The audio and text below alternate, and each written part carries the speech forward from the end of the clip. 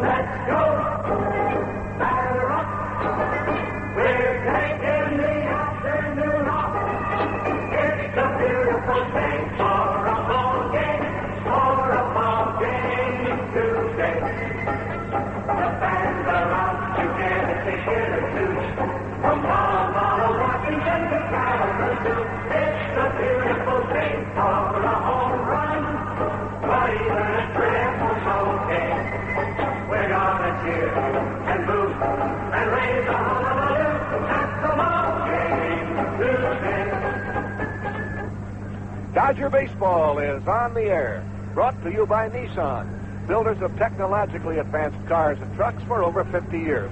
For drivers who demand quality, the name is Nissan. By your local Coca-Cola bottler. For icy cold refreshment, Coke is it. By light beer from Miller. Everything you always wanted in a beer and less. By McDonald's of Southern California, where it's always a good time for the great taste. McDonald's. By Unical 76. They've changed their name, but the spirit is still the same. And by Farmer John, the only packer who provides Southern California with strictly fresh Eastern corn-fed pork and pork products, Farmer John. This copyrighted broadcast is authorized under broadcasting rights granted by the Los Angeles Dodgers, who also employ the announcers. It is solely for the entertainment of our listening audience. Any publication, rebroadcast, or other use of the descriptions and accounts of this game without the express written consent of the Dodgers is prohibited.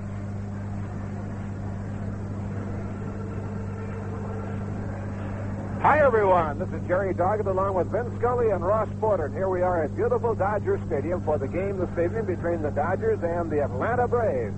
The Braves moving in for a two-game series, and the Dodgers hope that they can put the magic number to 0 tonight against Atlanta, but the Braves have other ideas about it. Meanwhile, down south, the Cincinnati Reds are engaging the San Diego Padres, who lead them 1-0 in the second inning. The pitching matchup here this evening will be Joe Johnson, the rookie right-hander, going for Atlanta. No record against the Dodgers lifetime, but a 4-3 record against the league thus far this year, making his 13th start. Johnson started off very well, and in his last 4 games, though, he has had his problems. He made his major league debut July the 25th in Philadelphia, a no-decision outing. He's faced the Dodgers twice this year and has no record in those 2 ball games, and both times the Braves came from behind and won the last game. The Dodgers won the first game. Orel Hershiser goes for the Dodgers, and Orel against the Braves, 0-1 this year and 1-3 lifetime. In fact, Hershiser had his worst performance ever against Atlanta this year when he worked just an inning and a third in Atlanta and had to come out and wound up a loser. His earned run average against them is 6.23. We'll have more from Dodger Stadium in a moment. Right now, our national anthem, sung for us by Debbie Soliani. Oh, say, can you see by the dawn's early light what so proudly we hail at the twilight's last gleaming, whose broad stripes and bright stars through the perilous fight o'er the ramparts we watched were so gallantly streaming, and the rocket's red glare, the bombs bursting in air, gave proof through the night that our flag was still there. Oh, say does that star-spangled banner yet wave o'er the land of the free and the home of the brave. We'll have more from Dodger Stadium after this message. I know this is going to seem weird, Steve, but I want you to have this $1. You don't owe me any money, Todd. Steve, old buddy, this buck is insurance to make sure you don't buy the wrong truck. Come on. Where are we going? To the Nissan dealer. But I was going to buy it. Wrong. Here we are. Now look at this. Nissan regular bid. Sticker price $59.99, excluding title, taxes, license, and destination charges. $59.99. Just $1 more than the leading competitor. But look how much more truck you get for your buck. See? A bigger engine, bigger payload. 5-speed, double-walled bed, steel-belted radials. You know, for only $1, I nearly made a big mistake. Thanks, Todd. That's one you owe me. Before you buy your next truck, come see how much more Nissan truck you get for your buck. Test drive the new 86 Nissan regular bed with the same old sticker price at your Nissan Datsun dealer now. Here are the batting orders now for Atlanta. Leading off in left field will be Milt Thompson. Glenn Hubbard batting second, playing second base. Dale Murphy will be in center field. Bob Horner in the number 4 spot at first base. Claudell Washington, the right fielder. Rick Cerrone will do the catching. The shortstop, Paul Runge, batting in the number 7 spot, followed by Paul Zuvella. At short, make Runge the third baseman, and Zuvella at short, with Joe Johnson to do the pitching. And for the Dodgers, Mariano Duncan at short. Kenny Landreau will be in center field. Bill Madlock at third, and now the Dodgers take the field. Pedro Guerrero in left field. Mike Marshall in right. Mike Scioscia catching. Greg Brock at first base. Steve Sachs at second. And Oral Hershiser will be doing the pitching. Oral, who has won 10 in a row, 18 wins, 3 losses, and the worst outing of the year that he had was against the Braves, and his record against them is 0-1. The umpires will be Dave Malone at the plate. Paul Runge at first. Subject to arrest or removal from the premises. Jim Quick at second, and Bob Engel is around at third. So we have Paul Runge playing third base. No relation to the first base umpire, Paul Runge. First of 2 and the final 2 of the year between the two ball clubs. And the Dodgers against the Braves have had things their own way this year. They've beaten the Braves 12 out of 16, and they've beaten them 6 out of 7 here, and they beat them 6 out of 9 in Georgia.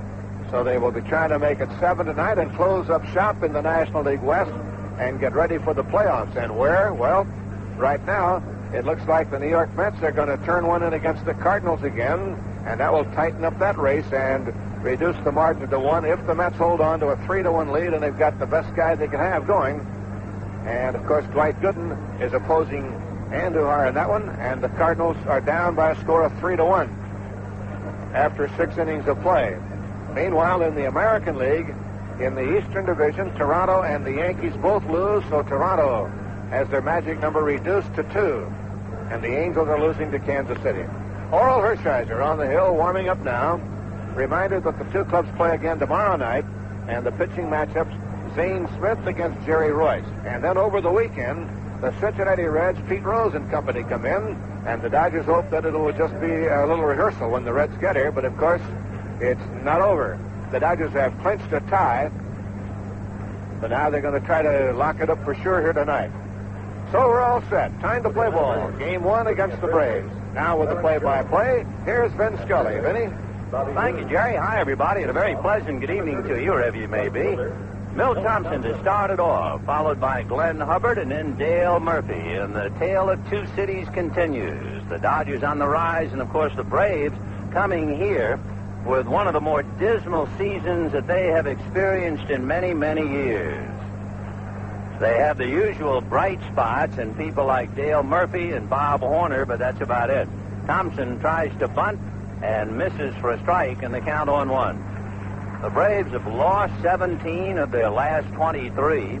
In fact, for 2.5 months, the Braves pitching staff has an earned run average of 5.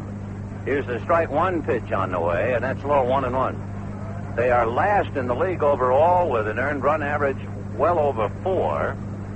They've hit just 1 home run in the last 7 games, and they're buried 29 games out of first place. Foul bunt, and Socia couldn't find it. By the time he did, it lands untouched. So Milt Thompson remains 1-2. The Braves, not only that far out, it's the first time that they've been that far out since 77. And the last time a Braves team lost more than 90 games was in 1979. And Atlanta comes in here having lost 93 games. So it is a ball club and an organization that is in complete disarray. There are people who are very quick to lay the body at the doorstep of the former manager, Eddie Haas. But for one reason or many more, the Braves are really hurting. The pitch is strike 3 called to Milt Thompson, and down they go. However, after that litany of sorrow in talking about the Atlanta Braves, it does not mean they cannot be a formidable opponent. And they would love to at least put a little life in their season by playing a game that means something, if not to them, to the opposition. And here's Glenn Hubbard. Hubbard hitting .231. He has 5 home runs, 39 runs batted in. And the fastball is a chopper to the hole, backhanded by Duncan. A 1.5-mile throw is too late. Glenn Hubbard runs too quickly, and Mariano Duncan was just too far away from first base. And the combination makes it an infield single. So Hubbard with a scratch single. Center fielder. Scratch only in the sense that the shortstop got to it. And here's Dale Murphy. Dale Murphy is hitting .299, and he is not himself. He hurt his left wrist diving at a ball, but because of the importance of the game, and he's that kind of a kid anyway, he wants to try to play. He doesn't want to be out of the lineup when the game means so much to the Dodgers. So Murph is in there, bad wrist and all, bangs one into right field for a base hit. Hubbard will easily take the extra base, and you can see, here comes Atlanta. First and third, and 1 out, and Bob Horner the batter. One other thing, as we talk about the Atlanta Braves and all of their troubles this year, you have to keep in mind that they have given Oral Hershiser a bad time. Hershiser is 0-1 against them. That's not so bad. He lost 7-3. And they chased him. That was the shortest game he has pitched as a starter in the big leagues. He didn't get out of the second inning. Oral out of his stretch and delivers. Bob Horner, it's a fly ball to medium center. Hubbard tags, and that should be deep enough. The catch by Landreau, and coming to the plate is Hubbard to score. And Atlanta immediately takes a 1-0 lead. Hershiser, in his young career, is 1-3 lifetime, and his earned run average is 4.5 against Atlanta. So they've given him a bad time, and he starts off right away on a wobbly footing. Of course, all you have to do is take out a Dodger history book. It has never been easy. Oh, maybe a couple of times over the years, but most of the time they put you through the ringer. And it's anniversary time tonight of another year and another pressure-cooked time, and the Dodgers winning it, and it was against the Braves. Here's the 1-0 pitch on the way, and it's swung on it over the mound. Charging it is Duncan and Sachs, and they were confused, and they let the ball go through, and the Braves have runners at second and third. Sachs stopped thinking Duncan was crossing over. Duncan stopped thinking Sachs was going to get it, and Hershiser is in a mess. Runners at second and third, 2 out, and the Braves leading 1-0. You know, last night we were talking about that, the way Duncan can stray across second base. Duncan made a play last night where Sachs immediately went behind him, and we were saying Sachs made a good play to let the shortstop come like a runaway train on the track. That time, it was almost equidistant between the two, but it really was on the second base side. But here comes Duncan again. So Sachs thought, oh, okay, and he backed off. And then Duncan suddenly thought, I've gone beyond myself, and there's the easiest double you ever saw. A breaking ball is a strike to Cerrone. So Claudell Washington, it's a ground ball up the middle for a double instead of an easy out. And now Rick Cerrone, the catcher, hitting .219. 3 home runs, 25 runs batted in. Dale Murphy is down the line from third. Hershiser ready, and the strike one pitch is swung on and fouled away, 0-2. That's the thing, and it's not going to be very easy to get over. Sachs is going to have a lot of pressure because of a shortstop who just runs wild. I mean, Duncan will go anywhere at any time, and that makes it tough on Sachs. So they're going to have to, if Duncan is going to be allowed to run wild, they're going to really have to work on it. 0-2, the count to Rick Cerrone. Hershiser ready and delivers very high. Ball 1, 1-2. They're in the 7th inning in St. Louis, and the New York Mets with Dwight Gooden on the mound, leading 5-1, and Joaquin Andujar has just come out.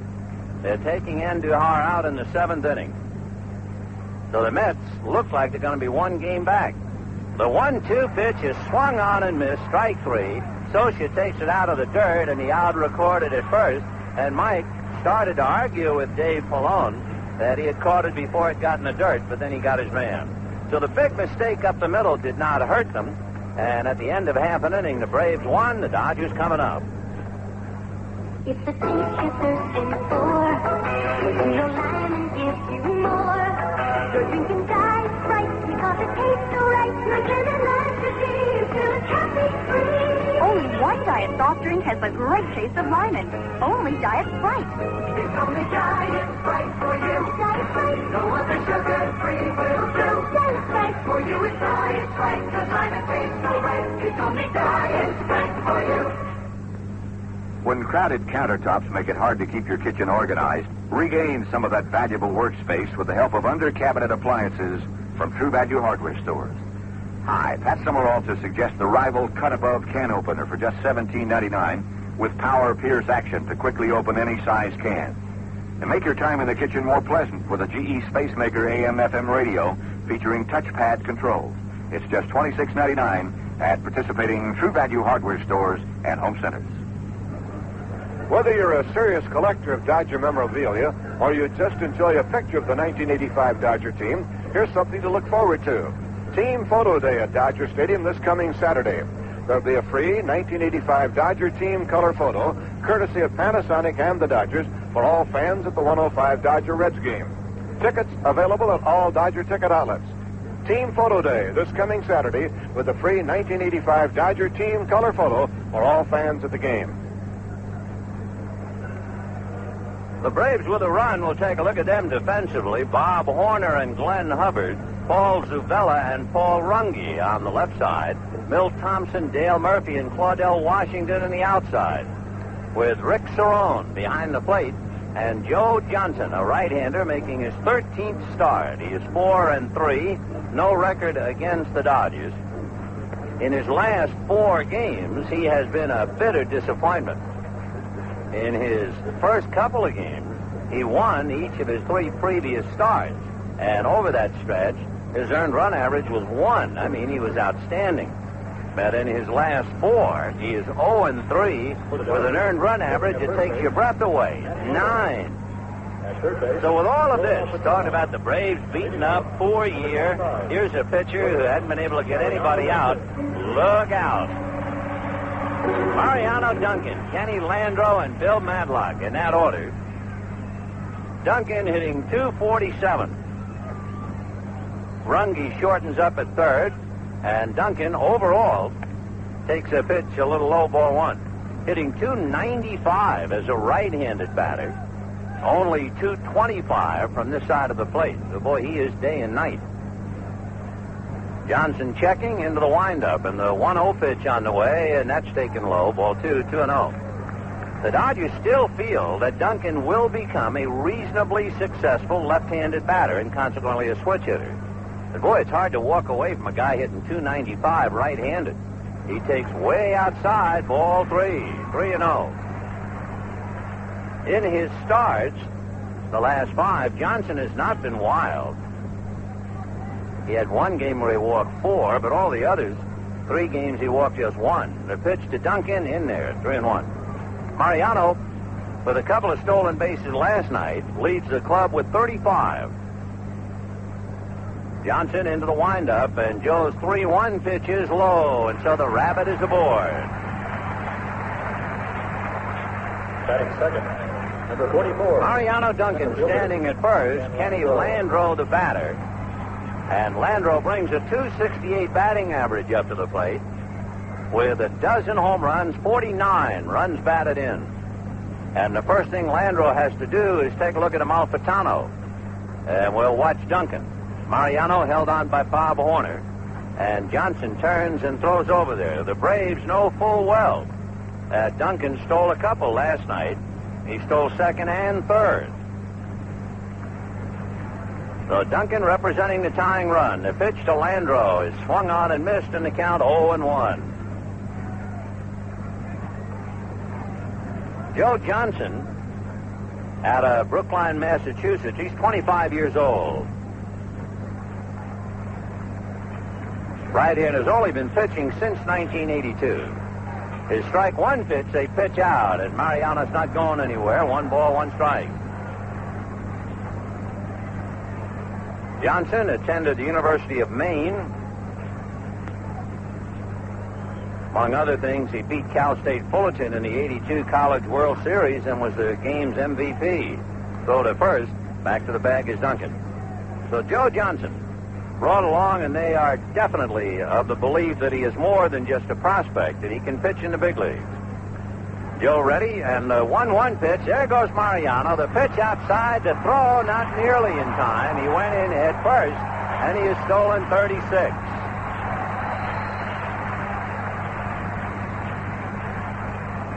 So Mariano Duncan on a walk and a stolen base, representing the tying run with nobody out, and you have Landreau, Madlock, and Guerrero trying to get him home.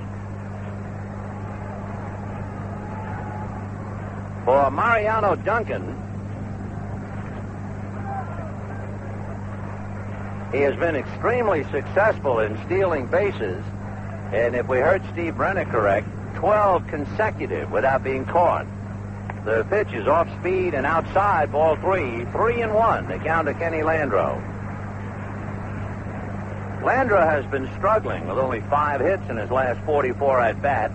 The Dodgers hoping he'll come out of it right now. And the 3-1 pitch to Landreau. Kenny swings and pops it in the air to left field. That means Duncan has nowhere to go. So on a 3-1 pitch, Landreau goes the other way and leaves Duncan at second. That's a most important out.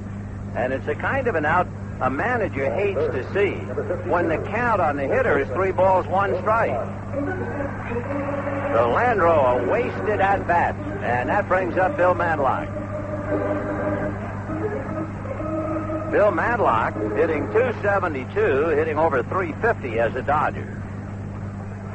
So 1 away. Mariano Duncan at second. 1-0 Braves in the first inning, and Joe Johnson out of his stretch. The right-hander ready. Duncan to third. The pitch, a strike. The throw. He's stolen it.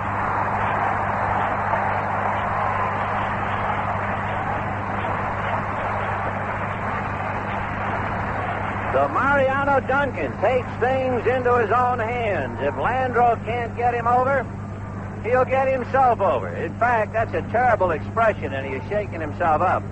He didn't take things into his own hands. He took things into his own feet. So Mariano Duncan has stolen second and third, and apparently getting some dirt in his eyes, perhaps, going in head first, and Bill Buehler is going to clean him up a little bit. So Mariano Duncan now has 37 stolen bases. The power of speed, a remarkable showcase. So Duncan at third, 1 out, 1-0 Braves in the first inning. There is something bad occurring in St. Louis. Whatever is going on, irate St. Louis fans have littered the field with all kinds of objects, and it looks a lot like broken glass, and the Mets have walked off the field. The Mets are leading 5-1 in the 7th inning. So Mookie Wilson and Darryl Strawberry are picking up shattered shards of glass, and that game is held up. Now let's see about Matlock. Strike one pitch to Mad Dog, and it hit him on the left arm. And Matlock, who has so many problems anyway, is hit by the pitch and slowly walks to first. So here comes Bill Bueller again to make sure his third baseman is okay. So Mariano Duncan walks and steals second and third. Matlock is hit, I believe, just above the left elbow on the forearm. And Pedro Guerrero will be the batter.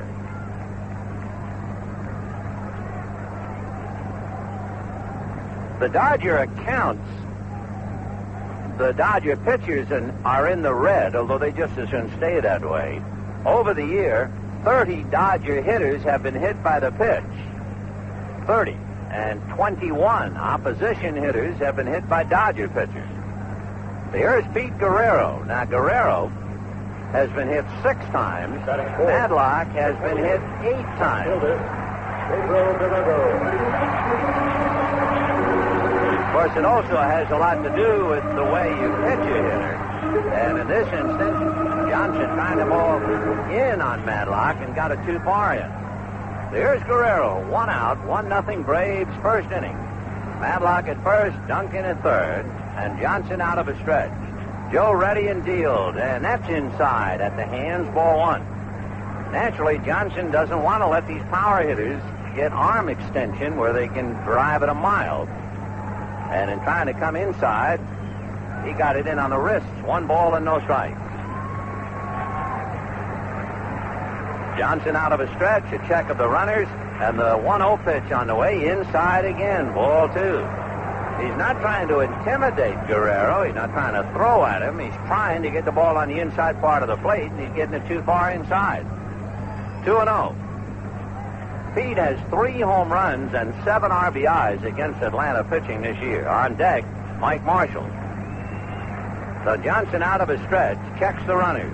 The 2-0 pitch, way inside again, just under the knuckles, ball 3. So now he is 1 pitch away from loading him up, and Mike Marshall loosening up in the on-deck circle. 3 balls and no strikes to count. 1-0 Braves, first inning. Johnson ready to pitch to Guerrero, swung on, ground ball to third. They go to second for 1, and the first double play.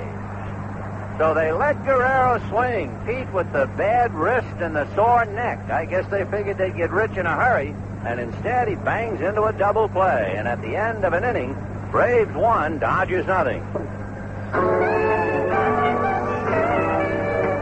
Here's to good friends. Tonight is kind of special. The beer will pour. Must say something more somehow. So tonight, let it be low brown.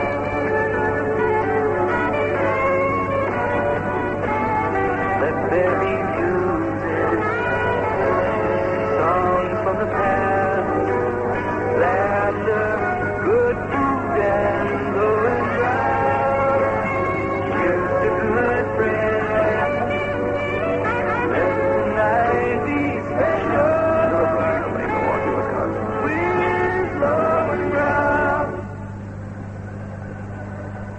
Friends, can you remember when automobiles had tail fins and when big V8 engines were commonplace? Well, that goes back a few years, and cars have changed, but there are plenty of older cars still around. Many of them were designed to run on leaded premium gasoline. That's why Unocal 76 stations still offer you Super 76, a top-quality leaded premium gasoline that can give your older car the performance you want. So if you own a classic with fins or a big V8, why, stop in for Super 76 leaded premium. Let's pause for station identification. This is the Los Angeles Dodgers Radio Network. Listen to Dodger Replay mornings on the Ken and Bob Show at 506, 606, 706, and 806 on Talk Radio 79, KABC, Los Angeles. Paul Runge, followed by Paul Zubella, And then Joe Johnson. Hershiser delivers a strike. Oh, by the way, in case you might be interested, in San Diego, catcher Bruce Bochy has hit a 2-run home run. San Diego leads Cincinnati 3-0 in the 4th inning. I didn't know whether you'd be interested or not, but I thought I'd drop it in. Here's the 1-1 pitch to Paul Runge, and he slices one to right, and on his horse is Marshall to backhanded on the dead run.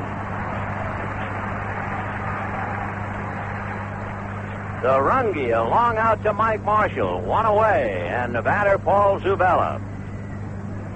Zuvella hitting .233 with 3 runs batted in. Batting eighth. So the pennant races in a nutshell. Kansas City beat the Angels. The Yankees lost. Toronto lost. And the Mets are leading St. Louis 5-1 behind Gooden, and it looks like they'll wind up 1 game back going into tomorrow night. The pitch to Zubella is low, ball 1, 1-0.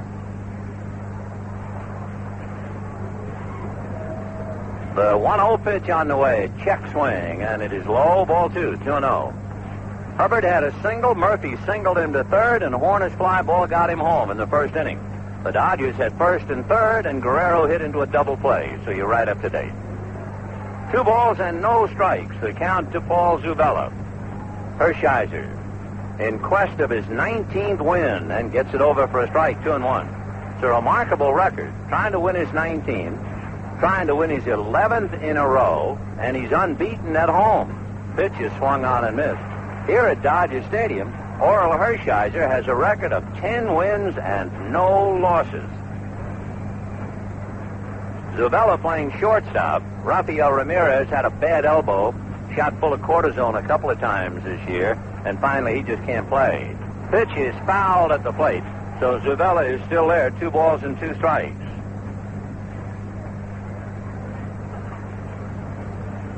1 out. 2nd inning, Braves 1 run, 3 hits. Dodgers no runs, no hits. They're posting the San Diego lead over Cincinnati going into the 5th inning. 2-2 pitch on the way, and Zubella hits it to straightaway center. Landreau is there to handle it. 2 out. We talked about tonight an anniversary in a Dodger history book. Pitcher, Joe Johnson. It was on this date 20 years ago that the Dodgers clinched the National League pennant with a 3-1 victory over the Braves. Sandy Koufax won his 26th.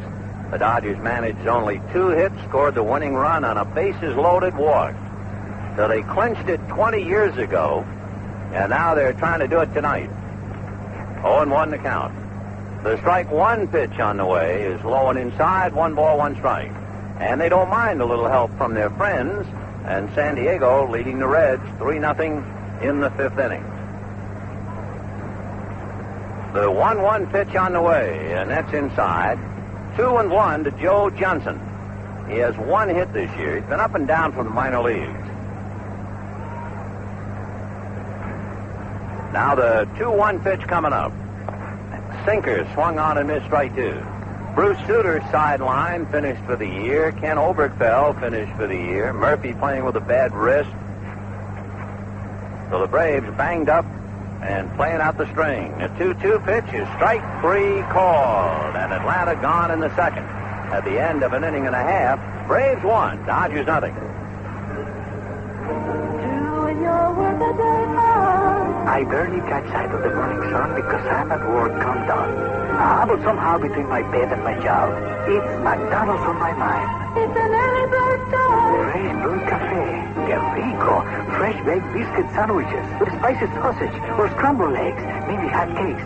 My day looks brighter even before the sun rises. It's a good time for the great taste of McDonald's. Here's a powerful performer that's scoring a big hit with business professionals. The Micro 16SX personal business computer from Fujitsu, Japan's #1 computer maker. One of the reasons for its popularity is its tremendous software versatility. The Micro 16SX runs MS-DOS and concurrent CP/M software, plus it's nearly twice as fast as other computers in its league. Scout it for yourself and see. for the name of your nearest Fujitsu Micro 16 SX dealer, call toll-free 1-800-MICRO-16. The Dodgers and the Cincinnati Reds close out the regular season with a 3-game series at Dodger Stadium this coming weekend. There are reserved seat tickets and $3 general admission tickets on a guaranteed seat basis available for Saturday's 105 game at all Dodger ticket outlets. Friday night's game and Sunday's game are sold out. So if you don't have tickets, plan to be with us here on your Dodger Network station. There's lots going on at Dodger Stadium. Be part of it.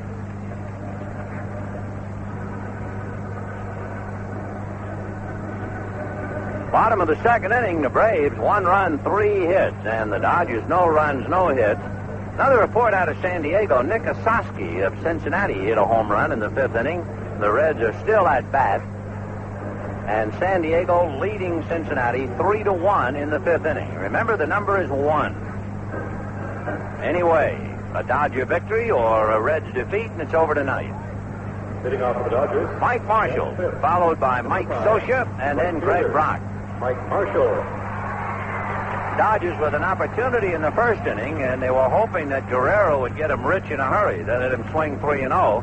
And Pete did the one thing that Tommy didn't figure on. He hit the ball on the ground and hit into a double play to end the inning. So here's Marshall, hitting .289, big year, 26 home runs, 90 RBIs, and swings doesn't get it.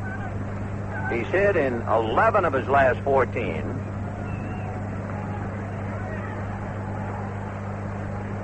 Here's the strike 1 pitch on the way. Marshall swings and misses. Strike 2, 0-2. Well, just to make things interesting, remember we said it's rarely easy for the Dodgers. Dodgers losing 1-0 in the second. Ossosky homered. Now, Bo Diaz has homered. Pitch fouled away by Marshall. So at the end of 4.5 innings, it is San Diego 3, Cincinnati 2. And if I remember, I would say that's about 25 home runs allowed by Eric Schau. So he serves them up. Here's the strike 2 pitch on the way, and Marshall takes way outside. Ball 1, 1-2. Mike, of course, having a big year, but he's also paying a big price for it. He strikes out a lot, as you know, leading the club with 136 strikeouts. So it's always feast or famine for the big guy.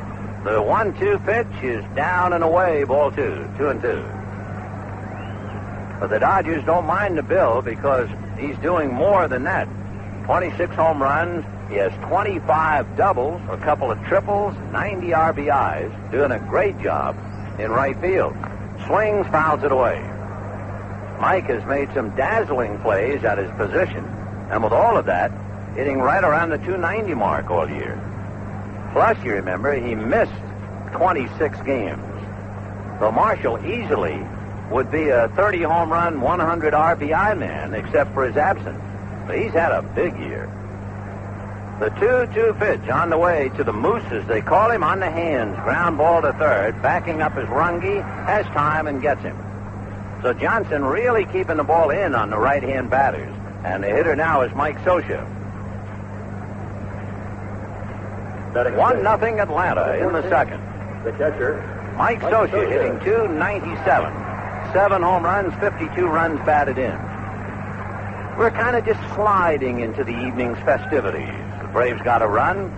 The Dodgers blew an opportunity. Padres got a pretty good lead. Now that's shrinking. It's 3-2 San Diego. It's going to build. It'll be quite an evening. The pitch to Scioscia, high and outside, ball 1. Lasorda pacing to the far corner of the Dodger dugout. Johnson looks in to get a sign. Now the 1-0 pitch on the way. Joe deals. Breaking ball is hit foul outside of first and down the line. So Scioscia pulls it sharply foul, and the count 1 ball, 1 strike. The days have indeed dwindled down to a precious few as we have come to October the 2nd. The Dodgers playing game number 158. 1 more with Atlanta, 3 more with the Reds, and they hope the remaining games are strictly an exercise. We'll see. The 1-1 pitch to Mike Scioscia. A bouncer back to Johnson. Joe looks at it and throws over to first. 2 down in the second inning, and Greg Brock, the batter. Batting 7. Brock hitting .249. in and out of the lineup, and of course that's always tough. And yet, he's having a big year with 21 home runs, topping his 20 as a high, 64 runs batted in. Greg, you remember, missed 21 games early in the year, so he'd have even bigger and better numbers, except for the sprains that he suffered of both elbows. Johnson into the windup, and the pitch to Greg is taken a little high, ball 1-0. June and July, those were the 2 months for Greg Brock. Johnson checking, Joe into the windup. The 1-0 pitch on the way, and Greg looks at a strike, 1-1. So the Dodgers had Johnson on the ropes a little bit in the first inning. But he got that double play ball from Guerrero. Now he's retired 2 here in the second, and the 1-1 pitch on the way. Fastball sliced down the left field line, and it's in there. Over to get it is Thompson. Brock on his way for 2. The throw to Hubbard. He tiptoes in there with a double.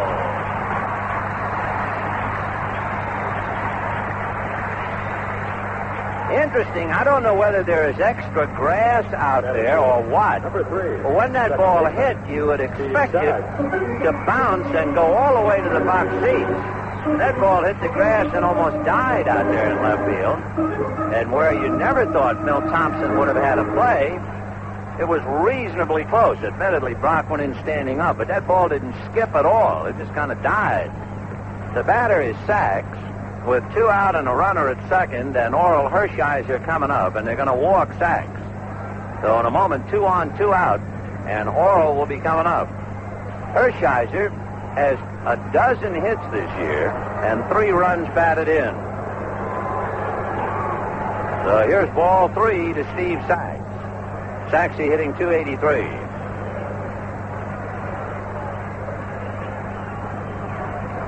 One reason why the Braves are walking Sachs is the fact not only the pitcher is hitting behind him, but he has done a lot of heavy work against Atlanta. Sachs has 19 hits and 8 RBIs against the Braves, and he has hit .322 against them. So even though most managers like to say, oh, I'd rather pitch that number 8 hitter for the last out and start the next inning fresh against the pitcher, Sachs has hurt the Braves so much that Bobby Wine said, nope, not this time, put him on.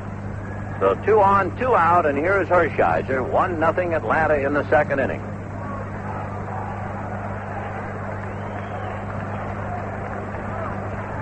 Right-hander Joe Johnson out of a stretch. He'll look at the runners, and the pitch to Hershiser, sprayed foul, skips off the roof of the Braves dugout and goes back in the lower deck. Count 0-1.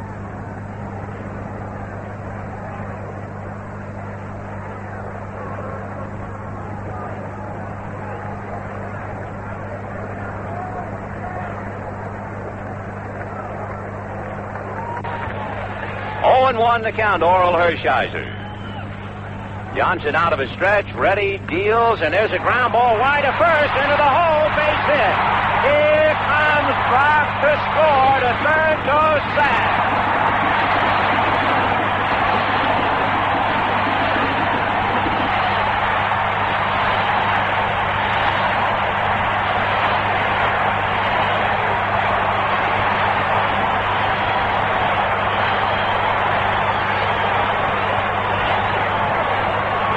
Hershiser just managed to roll that thing by Bob Horner and Glenn Hubbard and get it into right field. And he picked up his 4th run batted in to get the Dodgers even 1-1. And with first and third and 2 out, Mariano Duncan, who walked and stole 2 bases in the first inning at the plate, swings and misses. In St. Louis, it's 5-1 in favor of the Mets going to the 9th inning. So the New York Mets are 3 outs away from paring the Cardinal lead to 1. Here's the strike 1 pitch high, 1-1. Meanwhile, down south, the latest report, San Diego 4, and Johnson deals, and that's hit foul off third upstairs, 1-2. So the Mets are winning handily. The Padres are winning 4-2, and the Dodgers are tied 1-1. and thereby hangs the tail, or at least a good part of it. Kansas City beat the Angels.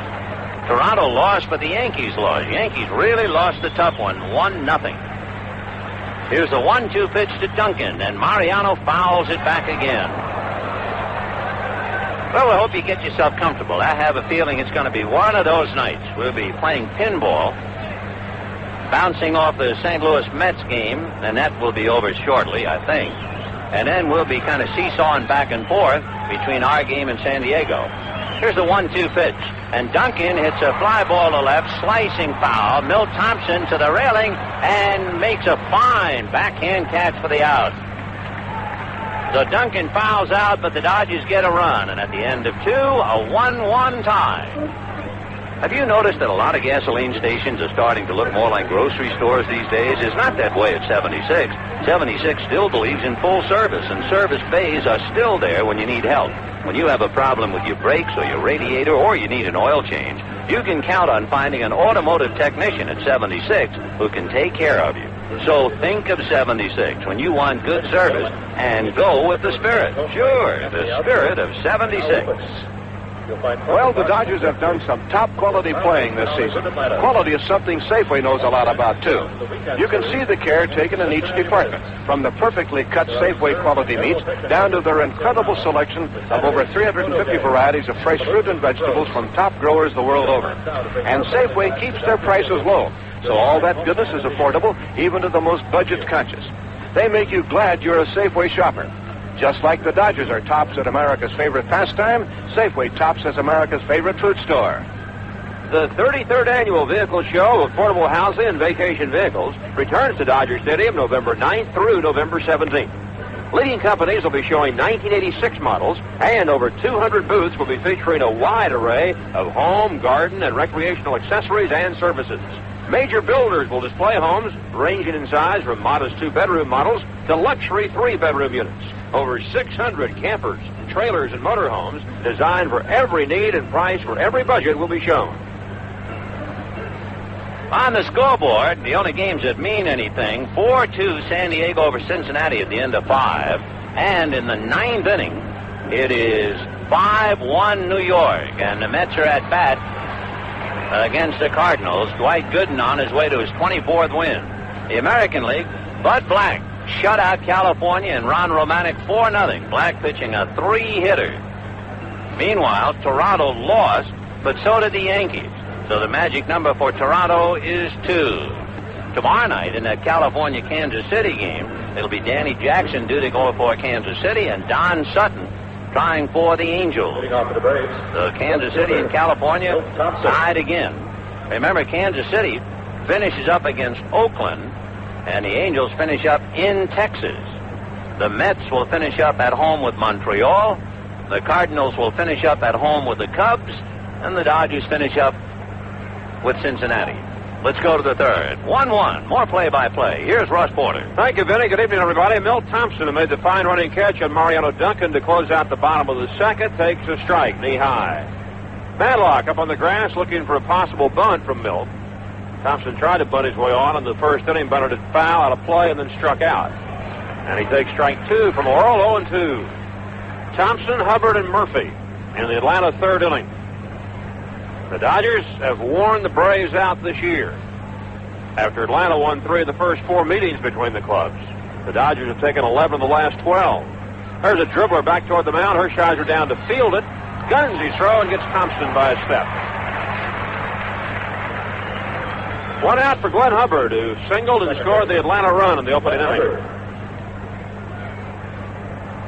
Hubbard's had a tough year.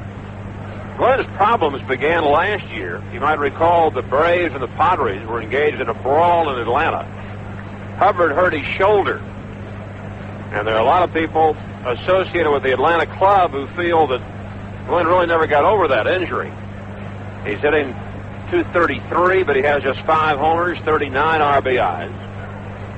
Hershiser's pitch to him has popped up. Hubbard's been popping up all year long. He has a tendency to try to pull everything, and Sachs will catch this one behind the bag. 2 out, and Dale Murphy playing with that sore left wrist. Coming into play looking for his 2nd hit. Murphy singled to right his last time up. Murphy dived for a ball in Houston in the just completed series with the Astros and jammed the left wrist. In fact, he was questionable game time tonight. Bobby Wine had him take 3 practice cuts ahead of everybody else among the regulars. And Murph said, I'm going to try it. He swings and misses. Counts 0-1. Dale Murphy. A lot of people say he's the best player in the National League. Pete Rose is one of those. Murphy with 37 homers, 110 runs batted in, hitting .300. So it's been a sad, sad season for the Braves. And even though Dale Murphy has those impressive numbers, he says, it's the most frustrating year of my career. Hershiser misses for the next one, 1-1. 2 out, nobody on. We're in the third, a 1-1 tie. They're in the 6th inning in San Diego. The Padres 4, the Reds 2. Off speed and inside to Dale. Ball 2, 2-1. Dwight Gooden and the Mets 3 outs away from pulling to within 1 game of the Cardinals. Hershiser's pitch, breaking ball, a little low, 3-1. Tomorrow night in St. Louis, Danny Cox will pitch for the Cardinals. And Rick Aguilera out of Edgewood High in West Covina is the scheduled Mets starter. The 3-1 pitch to Murphy is driven to left center field. It's playable. Guerrero indicates he'll get it. And on the grass, one-hands it. Hershiser retired 7 in a row. And at the end of 2.5, the Dodgers won, the Braves won. You wouldn't do this, of course, but it would be revealing. I mean, you're standing in front of the fresh pork section in the meat department of your market, and you reach for whatever pork first catches your eye. Well, maybe it's a pork roast, or a tray of pork chops, or spare ribs, or some pork shoulder steaks. Then you take the pork home, and it cooks up tender as can be. The point is, friends, that unlike other fresh meats, fresh pork is consistently tender, cut after cut, even the least expensive cuts. Today's pork is lusciously lean, too, exceptionally so. In fact, it has fewer calories, according to the U.S. Department of Agriculture, than either beef or lamb. But pork, like people, isn't always perfect. Only when strictly fresh is at its flavorsome best. So you're reminded that in Southern California, the only strictly fresh Eastern corn-fed pork is Farmer John's. For only he brings the Eastern pork out here live and dresses it fresh in the Southland. Good reason indeed to ask for it by name. Farmer John Pork. The Dodgers and the Braves close out their 2-game series tomorrow night with Jerry Royce pitching for the Dodgers and Zane Smith for the Braves. Box and reserve seats are available for the game at all Dodger ticket outlets. Also, prior to the game, 10,000 general admission tickets will go on sale at Dodger Stadium. That's the Dodgers and the Braves again tomorrow night with plenty of tickets available. There's lots going on at Dodger Stadium. Be part of it. Bottom of the 3rd inning, the Dodgers and the Braves engaged in a 1-1 tie, and Ken Landreau, Bill Madlock, and Pedro Guerrero coming up. The base Brave rookie right-hander Joe Johnson. Ken Landreau. We can tell you that in San Diego, where the Padres took a 4-2 lead over the Reds into the 6th inning, Cincinnati has put 2 runners on with 2 out, and rookie Lance McCullers is coming in out of the bullpen to replace Eric Chow. Chow has allowed solo homers tonight to Nick Osaski and Bo Diaz. Bruce Bochy, a 2-run homer for the Padres. Landreau takes the ball. Ken lifted a fly ball to left his first time up with Duncan at second and nobody out. The next one's an off-speed pitch tapped over the mound. The shortstop fielding the ball. And the throw is away from Bob Horner and into the Atlanta dugout.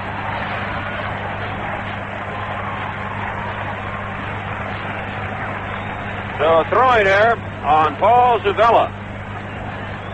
Who dipped his throw. And Horner couldn't come up with it. Landreau winds up at second on the 2-base error.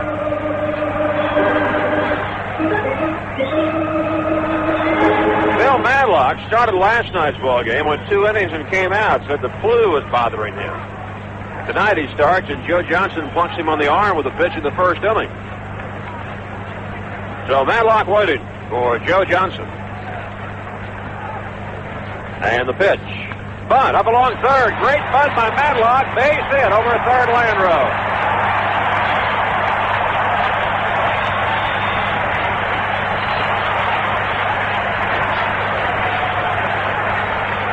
You couldn't have walked 40 feet away from home plate and laid the ball down. And done an any better job than Matlock did with that bunt. Perfect. The Dodgers have runners at first and third. Nobody out. Here's Guerrero, who wrapped into a double play his first time up.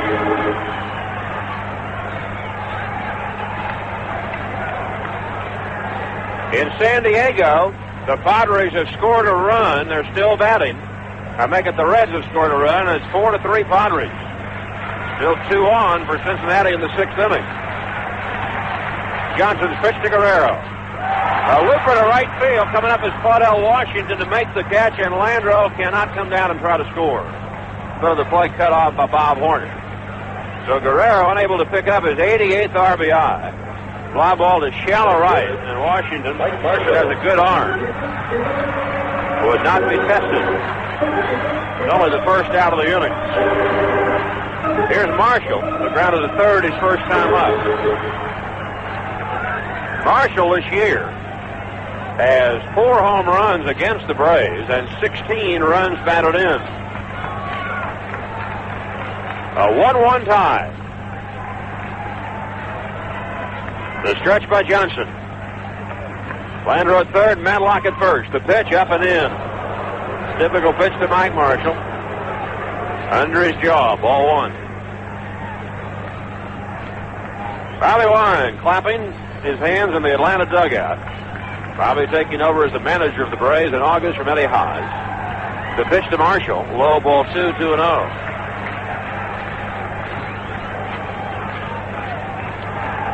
Warren says we're always playing uphill. That's what happens when you have the pitching staff ranked last in the National League as the Braves have been this year.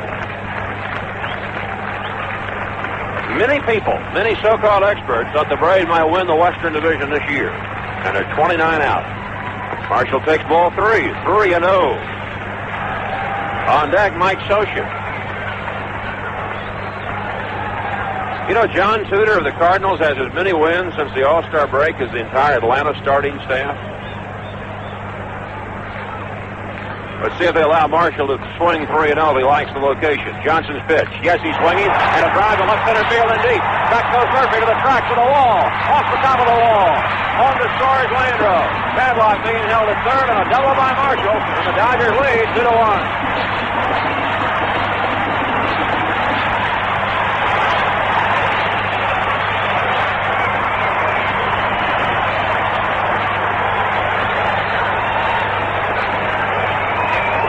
Marshall missed a 3-run homer, but maybe 8 to 10 feet. Just to the left of the 395-foot sign in left center field. And for Marshall, his 91st RBI. Tops in the Dodger ball club. And remember, Mike has missed 26 games this year. Here's Mike Scioscia with runners at second and third, 1 out. The Dodgers leading by 1 in the 3rd inning. Scioscia bounced out his first time up. Johnson's delivery. Line foul. Back at the auxiliary scoreboard along the right field line.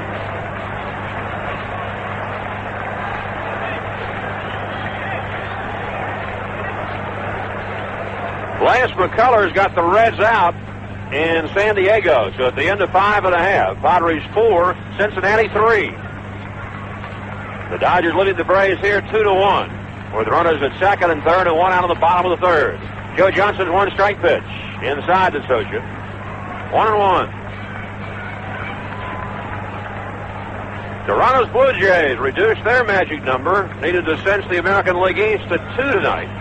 Toronto lost to Detroit, but the Yankees lost to Milwaukee's Teddy Higuera, 1-0.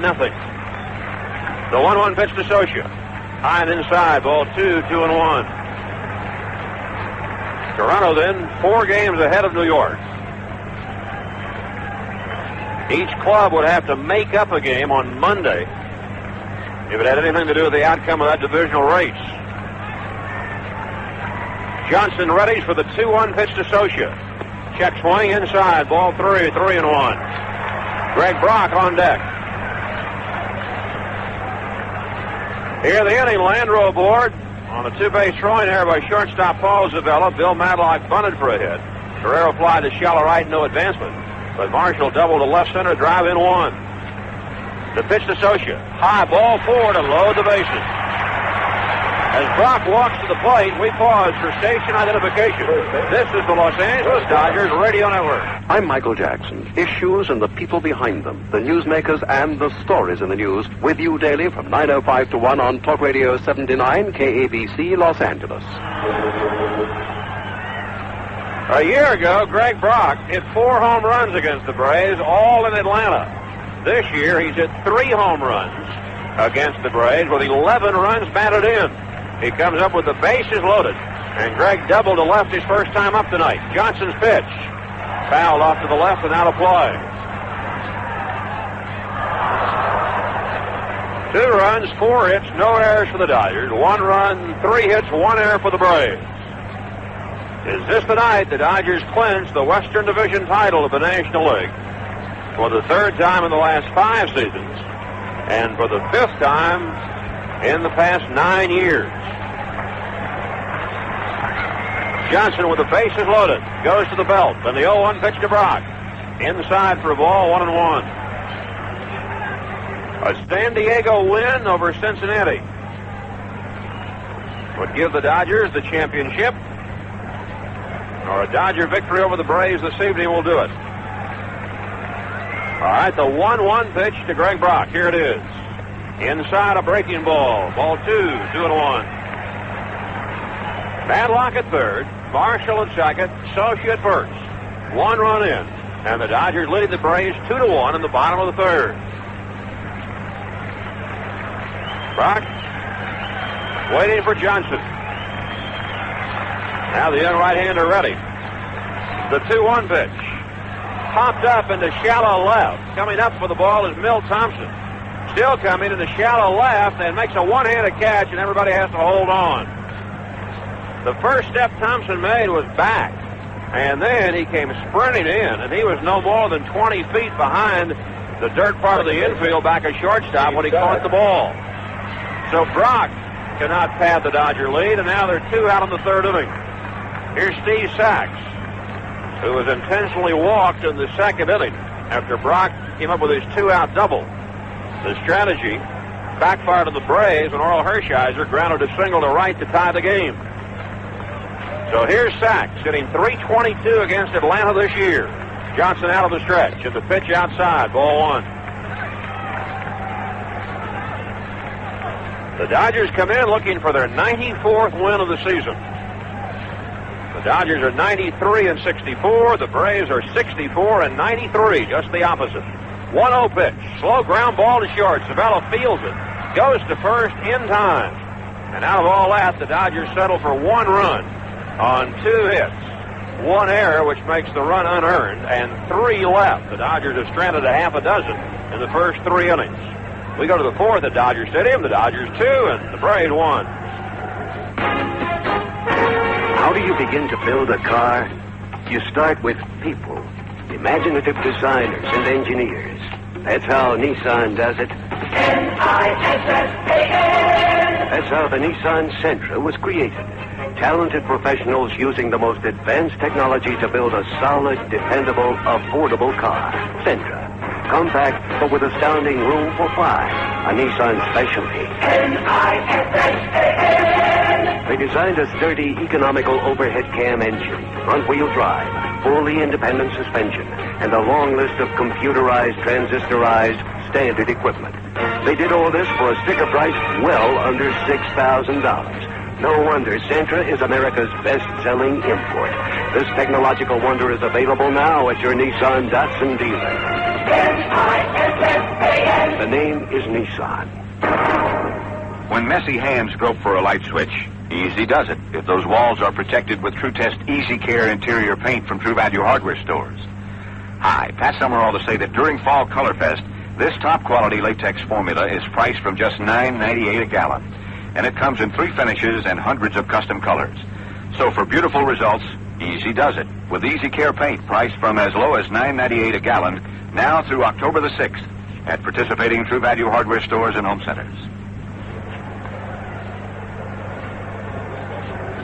They're going to the 7th inning in San Diego. The Padres 4 and the Reds 3. They're in the bottom of the 9th in St. Louis. 2 out, 1 on for the Cardinals. And Dwight Gooden and the Mets sitting on top of 5-1 lead. About to go within one game of the Cardinals for first place in the Eastern Division. Bud Black of the Royals shut out the Angels tonight. That race is again tied. Toronto and the Yankees both lost in the American League East. And the Jays' magic number is 2. Here at Dodger Stadium, we played 3. The Dodgers 2, the Braves 1. And for more play, once again, here's Vin. Okay, Ross, it'll be Bob Horner, Claudel Washington, Rick Cerrone, and the Dodgers, as usual, keeping your interest. Maybe they are frustrating you a little bit, but they are keeping your interest. Horner takes a strike. With Guerrero hitting into a double play in the first inning, and the inability of Brock or Guerrero to pick a runner up from third, they keep it close, 2-1 in favor of the Dodgers, and Horner fouls it away. Horner had a scoring fly ball in the first inning. 0-1 the count. Dodgers 2 runs, 4 hits. Braves 1 run, 3 hits, 1 error. We're in the 4th inning. San Diego leading the Reds 4-3 in the 7th. The strike 1 pitch is high. 1 ball, 1 strike. Like listening to election night returns as all of the precincts are being heard from. The 1-1 pitch to Horner is taken for a strike, 1 and 2, and down he goes. So Bob Horner caught looking at the breaking ball, and he becomes the 4th Hershiser strikeout, and the batter is Claudel Washington. Talking about strikeouts, Dwight Gooden with 2 out in the 9th inning and leading 5-1 went 3-2 to Vince Coleman. And Coleman, the rabbit who plays left field for the Cardinals, battled and fouled off a couple and finally walked. So the Cardinals are still alive. Meanwhile, they're having a meeting at the mound. Davey Johnson and Gary Carter counseling Gooden. And the pitch to Claudel Washington is ball 1, 1-0. 1 ball and no strikes to count. Hershiser ready and comes to his hitter, and Claudel way out in front, 1-1. Roger McDowell is throwing down in the bullpen. So it is 5-1 Mets with 2 out in the 9th inning. And the 1-1 pitch on the way, changed, swung on and missed, 1-2. Washington hit the strangest double of the year outside of maybe a Mariano Duncan bunt double. But he grounded one up the middle, and Sachs and Duncan going after it confused each other. And it rolled through, died on the grass, and went for 2. Washington fouls it back. It is a play that will happen more than once, as we mentioned at the time. When you have somebody like Duncan who will go anywhere. 1-2, the count of Claudel Washington. Here comes Hershiser, and he's in the dirt. Ball 2. Dodgers 2, Braves 1. We're in the 4th. 4-3 in favor of San Diego in the 7th.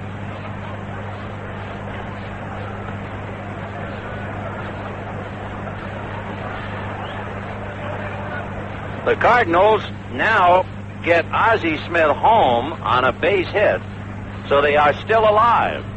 It is the Mets 5 and the Cardinals 2 with 2 out in the 9th inning. Washington takes outside, 2-2.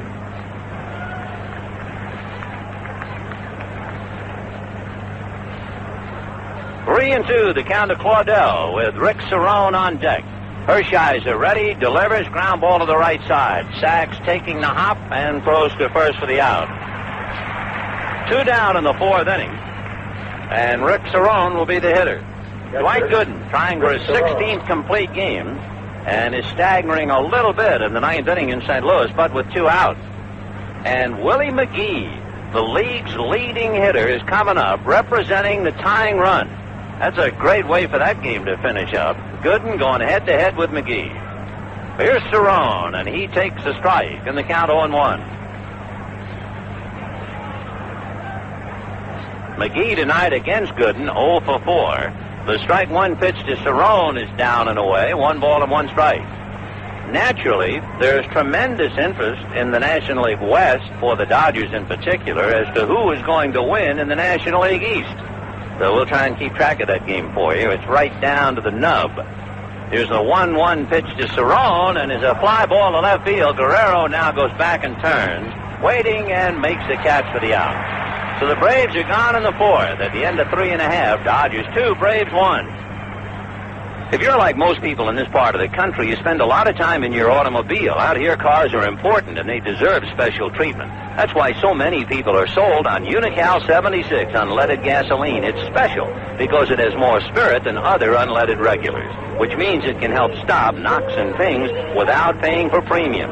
Yes, sir, your car is important, so don't trust it to just any gasoline. Pull into a Unical 76 station for 76 unleaded regular and go with the spirit of 76. Friends, the current issue of Dodger Blue features Fernando Valenzuela on the cover and Mariano Duncan as the center poster, and may be purchased at any Big 5 sporting goods store. You can become a subscriber to Dodger Blue, the official Dodger newspaper, by sending $15.95 to Dodger Blue, Dodger Stadium, Los Angeles 90012. You'll receive 20 issues, but please allow 4 to 6 weeks for initial delivery. That's Dodger Blue, Dodger Stadium, Los Angeles 90012. Bottom of the fourth inning, the Dodgers leading the Braves 2-1. 2 runs, 4 hits, and no errors for the Dodgers. 1 run, 3 hits, and 1 error for the Braves. The Dodgers naturally trying to close it out tonight and do it by beating Atlanta. And one thing we can tell you, they're not getting any help in San Diego. Because in San Diego, Ron Oster has just singled. The crowd applauding Diamond Vision. Ron Oster just singled in Gary Reedus, so the Reds have tied up the game with San Diego. It is 4-4 in the 7th inning. Meanwhile, Willie McGee, facing Dwight Gooden in St. Louis, hit a ball over the mound, and Rafael Santana and Wally Backman collided head-on. And the Cardinals are still alive. We'll try and juggle 3 games in the air and hope we can keep track of them as Oral Hershiser steps in. And Joe Johnson delivers, fouled away. So in St. Louis, remember in the first inning here when Washington hit the ball up the middle and Sachs and Duncan backed off. Well, in St. Louis, Santana and Backman just had a head-on collision on a ground ball hit by Willie McGee. The strike 1 pitch is a good bunt by Hershiser, charging it, and the throw not in time. Runge throwing over the head of Horner. It's backed up by Hubbard, and Oral Hershiser aboard as he lays down a beauty.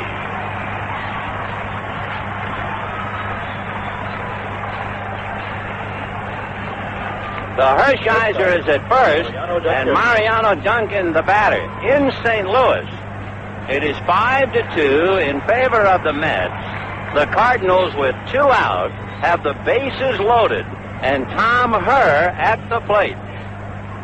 Herr has 2 singles and a walk tonight against Dwight Gooden. So the Cardinals, really battling, have loaded him up with 2 out in the 9th inning, trailing 5-2.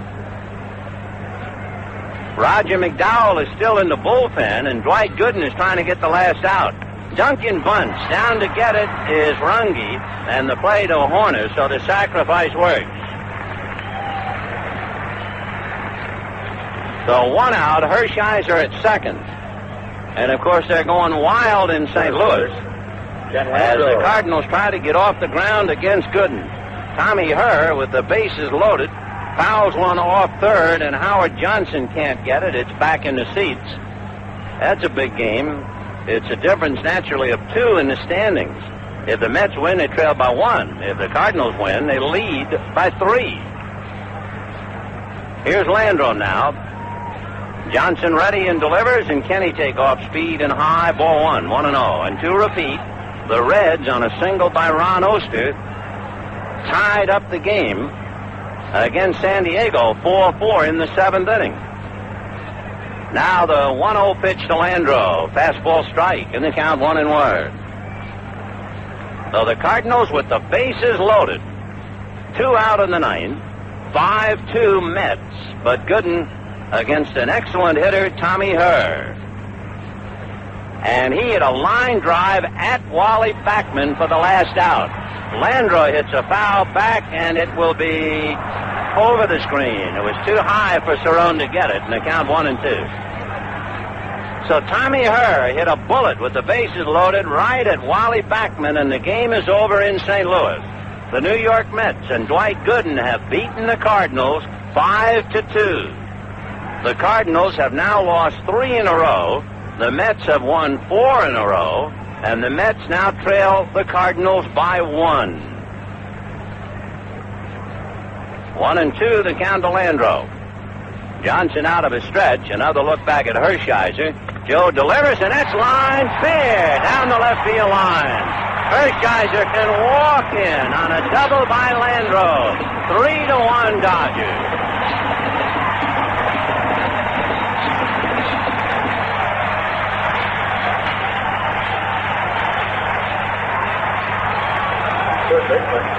Bill Madlock. So Kenny Landreau, a line drive double to left to pick up Hershiser. And the batter is Bill Madlock.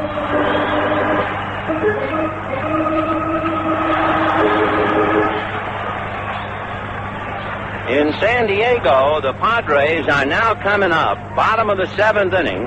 4-4 tie. Here's Madlock. Johnson delivers a strike. Madlock hit by the pitch and bunted for a base hit in the 3rd inning. Naturally, it doesn't make any difference what Cincinnati does if the Dodgers win, and they're leading 3-1. The strike 1 pitch on the way, swung on and hit foul outside of 3rd and down the line. So to repeat, Kansas City beat the Angels, but Black shut them out. Toronto lost, but so did the Yankees, so Toronto now has a number of 2. The Mets have beaten the Cardinals and trailed by 1. The Reds are tied in San Diego, and the Dodgers are leading 3-1. There's a little flare. It's going to drop. Landreau will stop at 3rd, and Claudel Stroh gets to the plate. On a little blooper, they weren't sure whether Washington might catch it, so Landreau could go to 3rd. So for the 3rd time tonight in 4 innings, Pedro Guerrero has a chance to change the numbers on the scoreboard.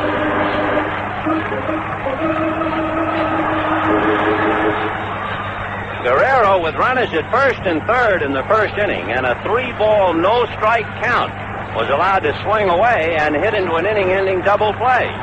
With runners at 1st and 3rd in the 3rd inning, he popped to right field and the runners could not advance. The pitch to Pedro, low and away, ball 1. Jeff Dedman begins to throw down in the Atlanta bullpen. If we get anything of interest, we'll pass it to you on the San Diego game. 1 ball and no strikes to Guerrero. And the chant begins. Pedro. The 1-0 pitch to Pete. Johnson delivers, and it's fouled away. 1-1. I don't know, you spend time before a ball game down in the dugout, in the clubhouse, around the batting cage. Last night in talking to Guerrero, he sounded like he was ready to rewrite his will. He felt so terrible. So you go on the air and you tell everybody, boy, does this guy feel awful? His hand is killing him, his wrist hurts, he's got a bad neck. And all he did last night is have 3 hits and a line drive out. But we didn't talk to him tonight. 1-1, the count to Guerrero. He hit into a double play and flied to right.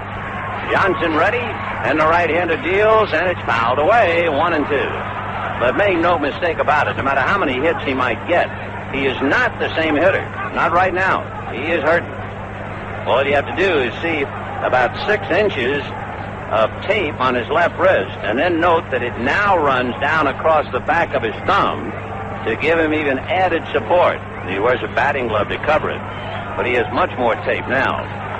1-2, the count to Guerrero. 1st and 3rd, 1-2 the count, and 1 out. Johnson delivers in the dirt to the backstop, and the run comes home anyway. Madlock to second, and Holdings 4-1 Dodgers. So Joe Johnson trying to get a little something extra on a pitch down and away, and Cerrone unable to come up with it. And the Dodgers now leading 4-1. To repeat, it is 4-4 in the bottom of the 7th in San Diego. That's a wild pitch to get Landreau home. Now the 2-2 pitch to Guerrero with 1 out. Johnson delivers, and it's strike 3 call. So the Dodgers get a gift run on the wild pitch, and Pete goes down, and it's a most frustrating night. He stops to visit with Dave Pallone. And now Mike Marshall coming up.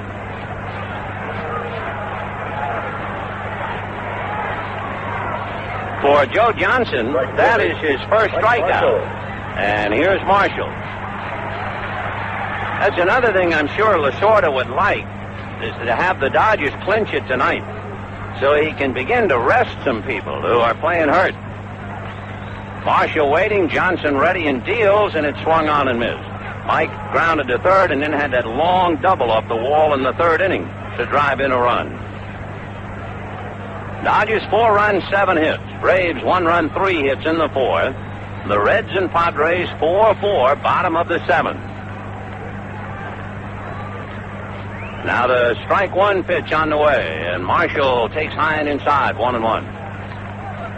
In San Diego, they have now gone to the top of the 8th inning. The Reds are at bat, 4-4.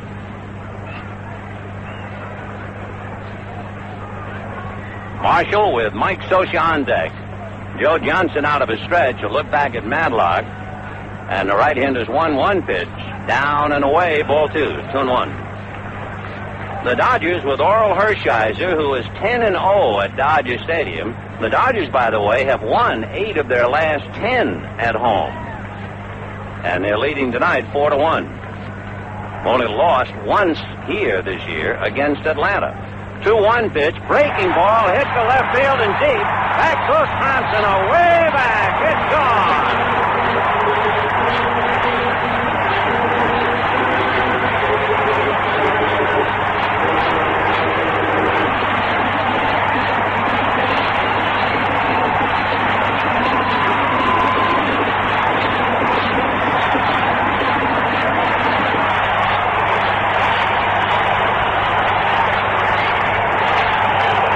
Marshall hits his 27th home run, 3 RBIs tonight, and 93 in the game. And the Unocal Corporation, pleased to present a $50 book of Unocal 76 auto script to the Optimist Boys home in Los Angeles. And you know who has hit the last 3 home runs for the Dodgers? He's asked to take a curtain call right now, Mike Marshall, and here he comes.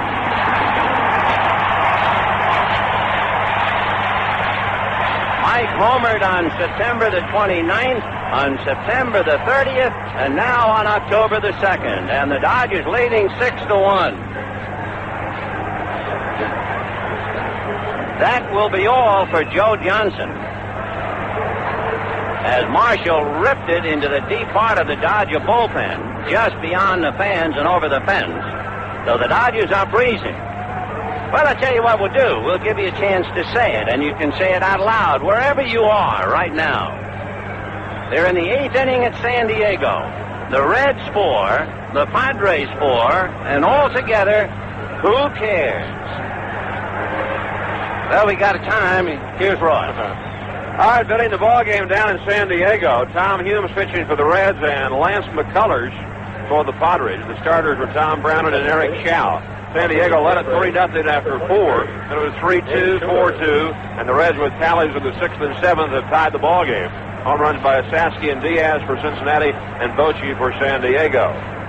Dwight Gooden all the way to win his 24th game of the year tonight at 28 decisions, a 9-hitter to beat Joaquin Andujar and the Cardinals 5-2, and that moves New York to within 1 game of St. Louis in the National League East. 4 games to go. Cardinals and the Mets again tomorrow night. Danny Cox for St. Louis, Rick Aguilar for New York. And the Cardinals stay home to face the Cubs in 3 over the weekend. The Mets go home to entertain Montreal for 3. Those are the big games in the National League to report on tonight. The American League, Bud Black, who'd lost 15 games this year for Kansas City, hurled a 3-hit shutout to Blank, California, 4-0, beat Ron Romantic. George Brett's inside the park homer accounted for 3 in the first inning. KC got another one in the 8th. Toronto lost at Detroit 4-2, but the Yankees were shut out by Milwaukee's Teddy Hugaro 1-0. So the Blue Jays still lead the Yanks by 4. Their magic number is 2. Okay, Vin. All right, Ross, 6-1 Dodgers in the 4th inning. Dave Schuler, who is from Massachusetts, as is Joe Johnson. The left-hander ready to work to Mike Scioscia. And a sidearmer hit over the mound, over second, into center field, base hit. So if Schuler tried to intimidate Scioscia by coming sidearm, that was the answer, as Soch hits one up the middle for the hit. And the batter will be Greg Brock. Greg Brock. Mike Marshall with a double and a home run and 3 runs batted in tonight, leading the Dodgers and spearheading the attack to give them a 6-1 lead with 2 out. And here is Greg Brock in the 4th inning. Schuler, a look over at Scioscia, and a soft pitch is in there for a strike, off speed. On deck, Steve Sax. Schuler called up from Richmond, where he was 4-3, a relief pitcher. He had 11 saves down there. Strike 1 pitch, sinker low, 1 ball and 1 strike.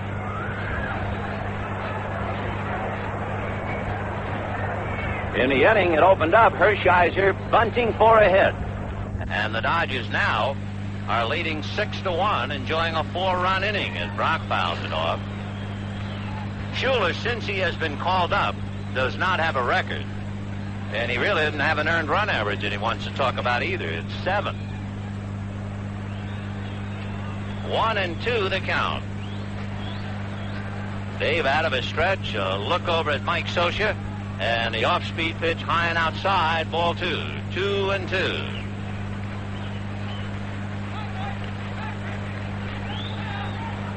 Brock doubled to left field in the 2nd inning and scored a run.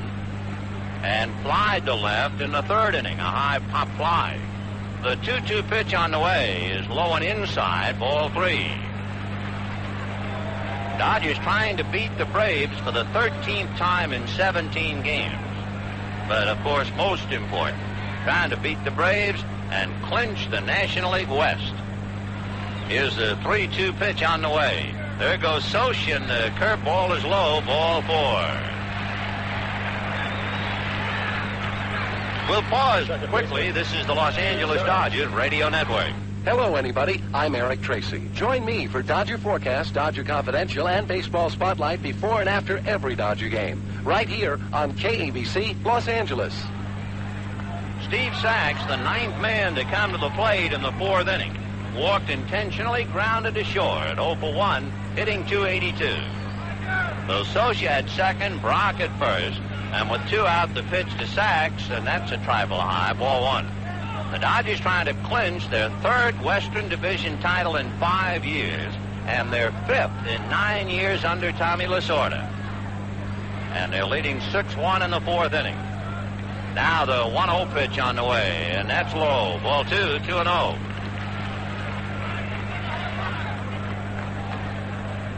The Dodgers have been putting a lot of big numbers up on the board, hitting .275 as a team since the All-Star break. And they have 9 hits tonight in 3 2/3 innings. And time call, Sax backs off. Jerry Royce will work tomorrow against Zane Smith. But, of course, tomorrow's assignment could be a totally different one if they win it tonight. The 2-0 curveball is lifted to center. Dale Murphy is there. Murph waiting as the runners spin around, and he makes the catch for the out. The Dodgers post 4 in the 4th. And at the end of 4, Dodgers 6, Braves 1. If you can ride a bike and you have a free day, you can fight diabetes in a really big way. Help raise $1 million on October 6th. Get details at McDonald's and enter quick. Just ride around and collect the most cash. You can win a car. Now, ain't that a gas? There's lots of prizes to pick and choose. Now, here's just what you've got to do. Pick up a sponsor sheet. Now, don't you wait. There's free food for all who participate. So get in gear for a really good cause. The $1 million bike ride's gonna be boss at participating. McDonald's, yeah. In baseball, the most important place is home plate. Home. It's important to you, too. Nobody knows that better than Sears Savings Bank. That's why they offer a variety of fixed and variable rate loans. And now, during their Home Buyers Giveaway Sweepstakes, you can even win $25,000 in cash, color TVs, and VCRs. Get full details at Sears Savings Bank. No transaction necessary. Sears Savings Bank. All the value you've come to expect. Now where you need it most. Member of the Sears Financial Network, an equal housing lender. We've got 4 innings in. The Dodgers 6 runs, 9 hits, no errors. And the Braves, 1 run, 3 hits, and 1 error. Oral Hershiser in pursuit of his 19th win. Trying to make it 11 straight and trying to make his record at home a rather phenomenal 11-0. But you know, numbers are incredible. I know this for a fact. When the Mets came into St. Louis for this big series with the Cardinals had beaten the Mets 5 out of 6 in St. Louis. And then the Mets come right in there and beat them last night, beat them again tonight. And, of course, 2 years ago, the Dodgers know about numbers. The Dodgers had beaten Philadelphia 11 out of 12 and were shot out of the water in 4 games by Philadelphia. So you can't really put anything on numbers. It's nice to have the thought. But a lot of times you put the numbers to the acid test and they go right down the drain. In the 5th inning, Paul Runge, Paul Zuvella, and then Dave Schuler, or a hitter. Third baseman. Runge line to right in the 2nd inning. Runge is 0 for 1. I think the quote was originally given by Disraeli when he said there are lies, damned lies, and statistics. And that usually happens when you get down to the nitty-gritty. The pitch to Runge in there for a strike, and the count 0-1.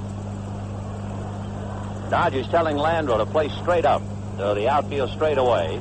And the breaking ball is low, 1 ball, 1 strike.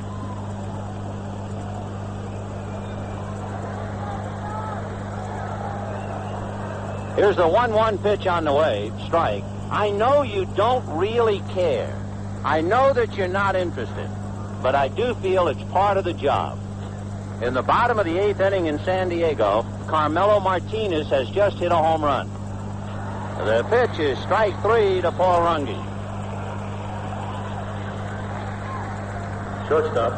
So it is 5-4 San Diego, and they're still at bat in the bottom of the 8th. Paul Zuvella coming up. Fly to center in the 2nd inning.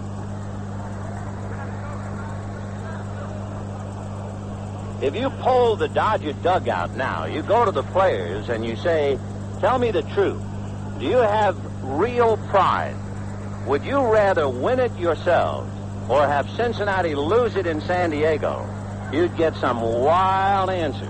Ground ball to Brock for the out, 2 down. At this stage, after having played 157 games, you don't really care how you win it. The Dodgers are leading 6-1. Albert Hall is going to come up and hit for Dave Schuler. 2 down in the 5th inning. 6 runs, 9 hits for the Dodgers, 1 run, 3 hits, and an error for the Braves. Your attention, please. For the Braves, batting for the pitcher Schuler, number 2, Albert Hall. As we tool along here with the Dodgers leading the Braves 6-1, we should also keep track of the fact that Oral Hershiser has retired 12 in a row. And here now is Albert Hall.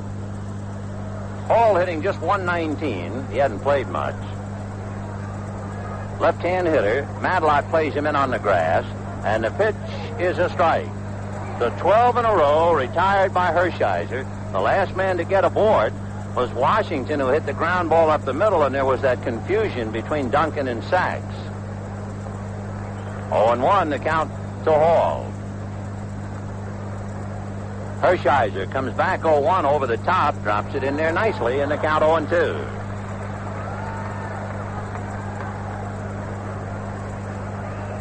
No balls and 2 strikes to Albert Hall with Milt Thompson, the left fielder and leadoff hitter, on deck. The Dodgers bring Landreau up, put him a little into left center, and the pitch is on the corner, strike 3 call. Hershiser has retired 13 in a row. And at the end of 4.5, Dodgers 6, Braves 1. Welcome to Sports Wrap, brought to you by Light Beer from Miller, with your host, Mr. Baseball, Bob Uecker. Hey, sports fans, I love you. Today we're taking the show out on the fairway with some of my favorite duffers, Bert Jones, L.C. Green. We're going to the bottom of the 5th inning here at Dodger Stadium. The applause in the background reacting to the news we had given to you a little bit earlier, the fact that Carmelo Martinez had hit a home run. That gives him 20 home runs, that young left fielder of the Padres. Boy, he's going to be a big hitter in the league. Jeff Dedman, the right-hander, will pick up and be the third pitcher for Atlanta.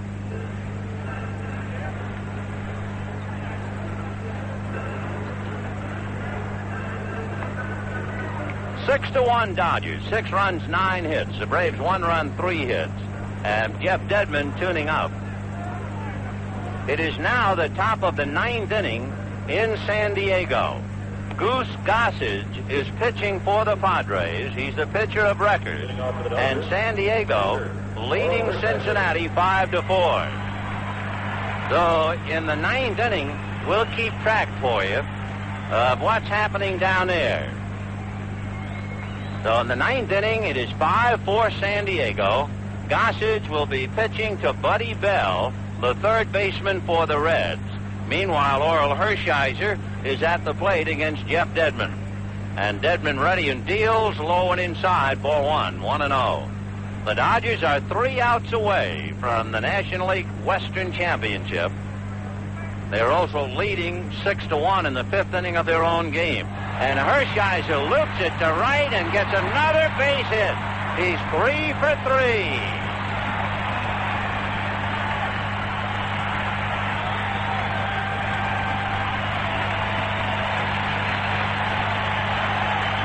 Oral Hershiser getting a round of applause as he goes 3 for 3, first time in his career. He's had 2 hits a couple of times, but now he gets his third. And the batter will be Mariano Duncan.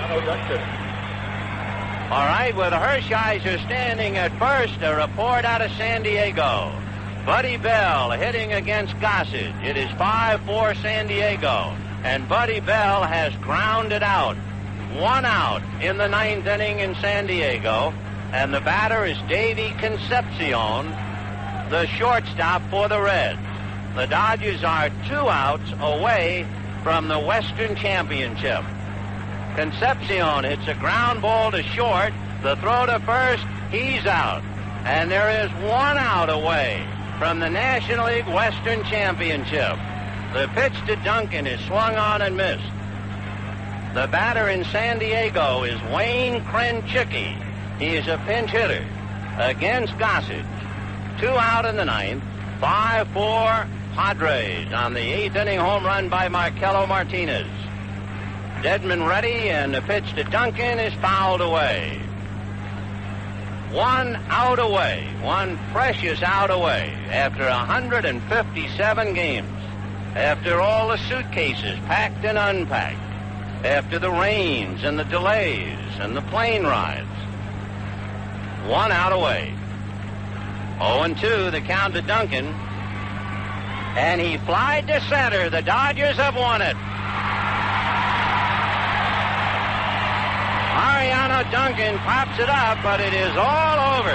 They play the rest of this game for laughs. And the crowd is on its feet as the Dodgers have gotten the word they are the National League Western Division champions.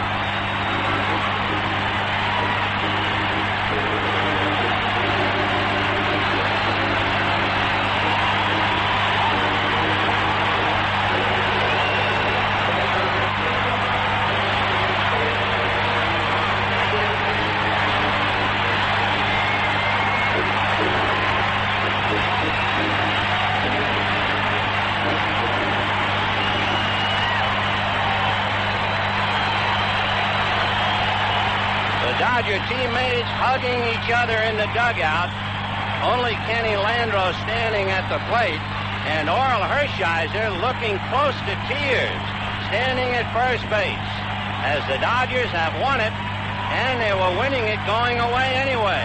Tommy Lasorda is now asking the team to come out on the field, and I'm sure he is going to ask the team to applaud the fans, and that's what they are doing.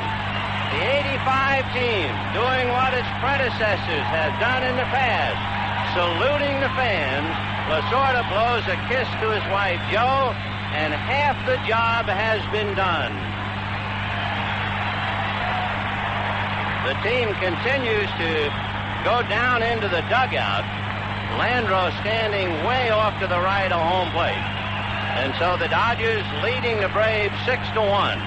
Get the word that Krenchicki flied out, and the Reds are dead, and the Dodgers move on against either the Cardinals or the Mets. And remember, the League Championship Series will begin Wednesday here in Los Angeles. I'll tell you one thing, and I've got to say to this large crowd, that's the biggest roar I have ever heard on a pop fly to a first baseman. Mariano Duncan hit a pop fly to Bob Horner, and this place went crazy. But, of course, it was the fly ball by Krenchicki that elicited the roar. So it's a big night and a sweet night for all of those who had worked so hard and labored so long. The photographer is taking pictures, so until they have left the field, we'll be unable to continue with the game. But it's understandable. You want to capture that sweet moment, and there are a lot of them. One in the dugout right now, Tommy Lasorda putting his arms around Carlos Diaz. And what a performance Diaz gave last night when the Dodgers were sorely pressed, and he gave them a great 5 innings. So it is 6-1 Dodgers, but from here on in, it is merely an exercise. And the pitch to Landreau is low. It could be, but it will not be an exercise for Hershiser. He's worked 5 innings. The pitch to Landreau, ground ball to short. The feed to second, they get 1. Back to Horner, double play, and again, who cares? At the end of 5, Dodgers 6, Braves 1. Through 5 innings, the Dodgers 6 runs, 10 hits, and no errors. The Braves 1 run, 3 hits, and 1 error. The Dodgers make only 1 change for the moment. Dave Anderson will finish up at third base for Bill Madlock. You know, when tonight is filed away in the history books, with all the hugging and squeezing and cheering in the ballpark, the scene, I think, that will be forever etched in my mind and heart will be the picture of Oral Hershiser. He had just gotten his 3rd hit. He was standing at first base. And then when the crowd roared as Duncan popped up, as he saw his teammates ecstatic in the Dodger dugout, he knew that the Dodgers had won it.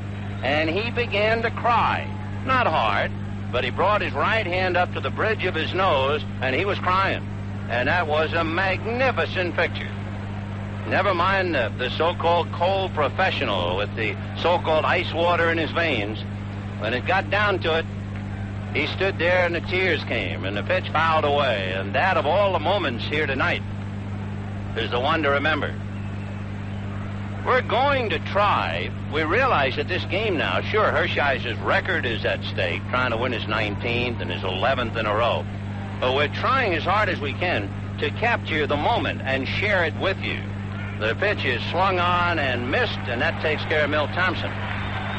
We have some equipment downstairs, and normally, and we would be set up for the post-game show for interviews, if we can do it. And you can understand the confusion about a team that has just won. But if we can, sometime during the game, and before the game is over, and then on into the post-game show, we'll try and get some Dodgers on the air.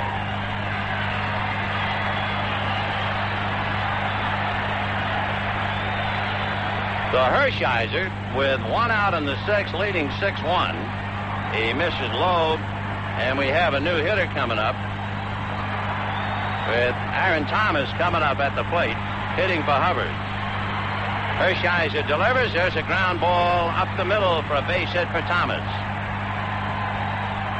So it is a question now for the Dodgers, is Hershiser going to win his 19th? The Dodgers have done it. They have won their 3rd National League Western Division title in 5 years, and their 5th in 9 years under Tommy Lasorda. They have gotten to the World Series in 77 and 78, only to lose Then, of course, they were the world champions in 81. They were shot down in 83 by the Phillies. And now they will get ready for the League Championship Series next Wednesday, but they're not sure against whom. Will it be the Rabbits of the St. Louis Cardinals? Or will it be the comeback kids with Dwight Gooden and the New York Mets? Either way, it's going to be a whale of a championship series. And remember, too, as Murphy, it's a one-hopper to Duncan. He goes to Sachs. Sachs in the dirt to Brock, and they let an easy double play get away, and Murphy's aboard at first. Remember, this year, for the first time, the League Championship Series is not best 3 out of 5. It's best 4 out of 7. First baseman, Bob Horner. So Bob Horner coming up.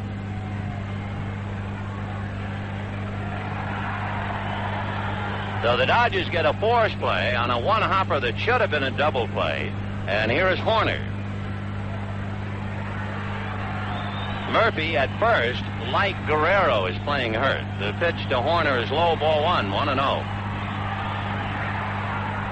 6 runs, 10 hits, no errors for the Dodgers. 1 run, 4 hits, and 1 error for the Braves. Now Hershiser at the belt, Oral ready and deals, and way inside. Horner did a good job to avoid being hit by the pitch. And the count, 2 balls and no strikes. So stay with us. Don't figure that the game doesn't mean anything and tune it out. We will try and share the evening with you. It'll take us a while to get it set up. But certainly the last inning or 2 of the game and then the post-game show, we'll have as many Dodgers on the air as humanly possible. Big chopper to Anderson. He goes to Sachs for a force play. Another fine play by Dave Anderson. No runs, a hit, a man left at the end of 5.5. Dodgers 6, Braves 1.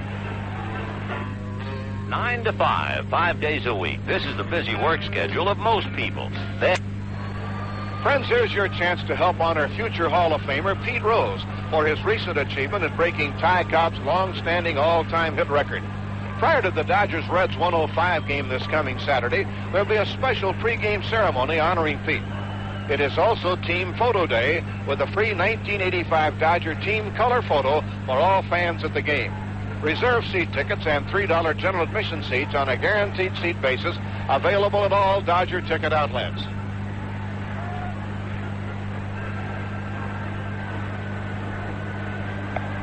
In the bottom of the 6th inning, with the Dodgers leading the Braves 6-1, having already clinched the National League Western Championship, San Diego beat Cincinnati 5-4, but the Dodgers do not feel at all that somebody else did their work. And, of course, enjoying a 6-1 lead, it really didn't make any difference what took care down in San Diego. Thomas is now the shortstop. Paul Zuvella moves over to second base. And Glenn Hubbard, who went out for Thomas, is gone. There's a ground ball to Thomas. The shortstop picks it up, flings it across to Horner just in time. Boy, did Anderson get down the line. 0-1. So Andre Thomas handling the first ground ball, and here's Pedro Guerrero.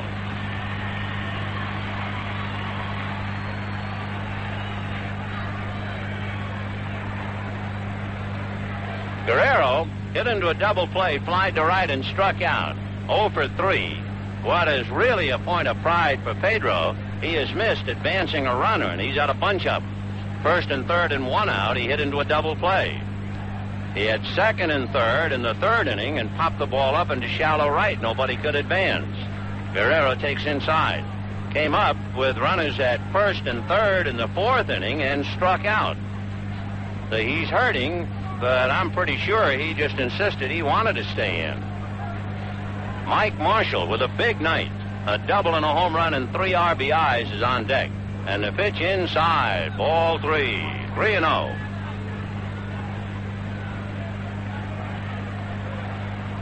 Who will it be? Will it be the Cardinals or the Mets? Boy, that part of the story is not finished. In fact, it has just begun.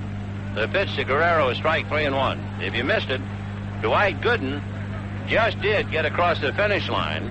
He beat the Cardinals 5-2. The Cardinals had the bases loaded with 2 out in the 9th inning. But the big thing was the Mets and Gooden won it. Here's one hit into left field, and Guerrero gets himself his base hit. The Guerrero a one-out single, and the batter will be Mike Marshall with 3 runs batted in. I think the Dodgers want Guerrero to come off.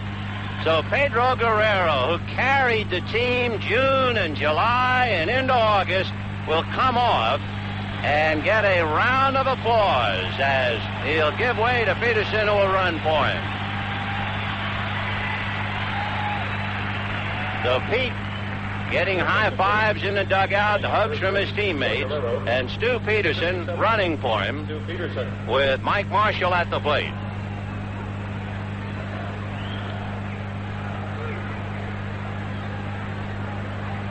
Mike Marshall grounded to third, doubled in a run, and then hit the big home run in the 4th inning. And he promptly slammed one off the leg of pitcher Dedman over into foul ground off third. And he really took a nasty lick. So Marshall a solid base hit and time out. Boy, did Dedman take a hard shot off the leg. It wound up just beyond the third base coaching box. And a worried Braves group surrounding him. It looked like it hit him on the left kneecap. I hope not. But it was certainly in that area. What a shot. So Dodgers at first and second with 1 out. And I don't know whether Dedman can continue. I would doubt it the way that ball was hit. Mike Marshall knocks Jeff Dedman out of the game, stops to talk to him. As Dedman walks off, they are bringing Marshall out of the game. And the Moose gets a round of applause as he comes out. Jose Gonzalez will run for Mike Marshall.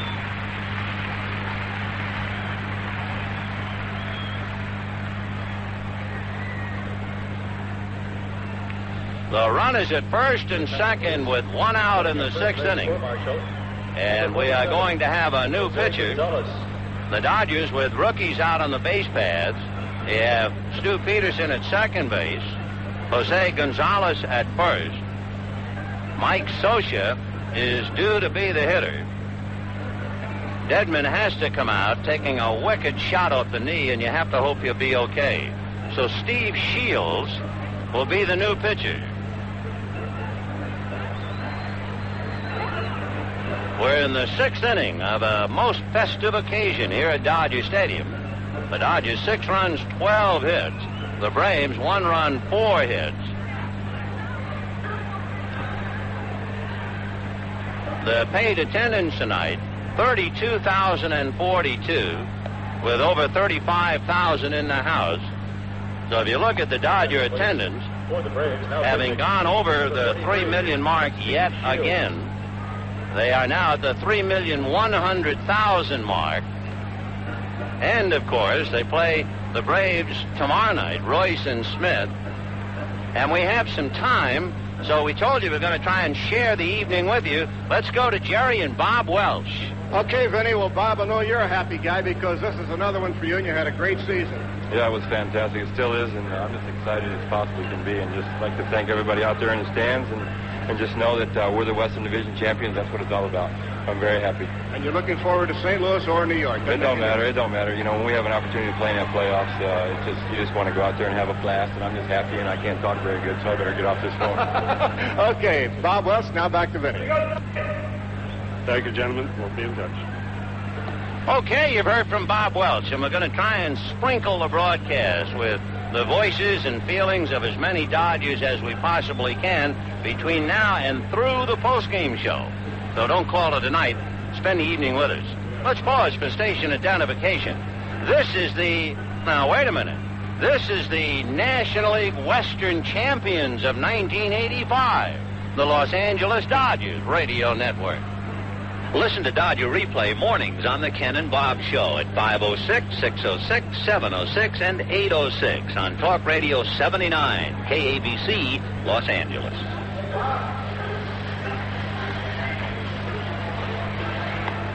Six runs, 12 hits, no errors for the Dodgers.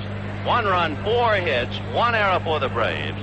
Steve Shields picking up for Jeff Dedman, who took that nasty lick.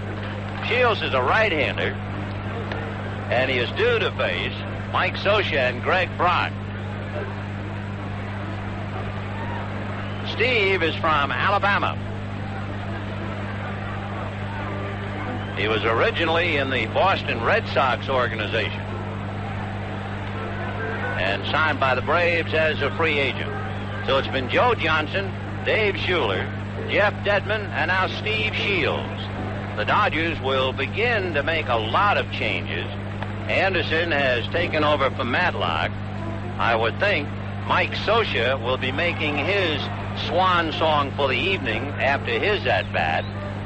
Guerrero singled, and Peterson is running for him at second.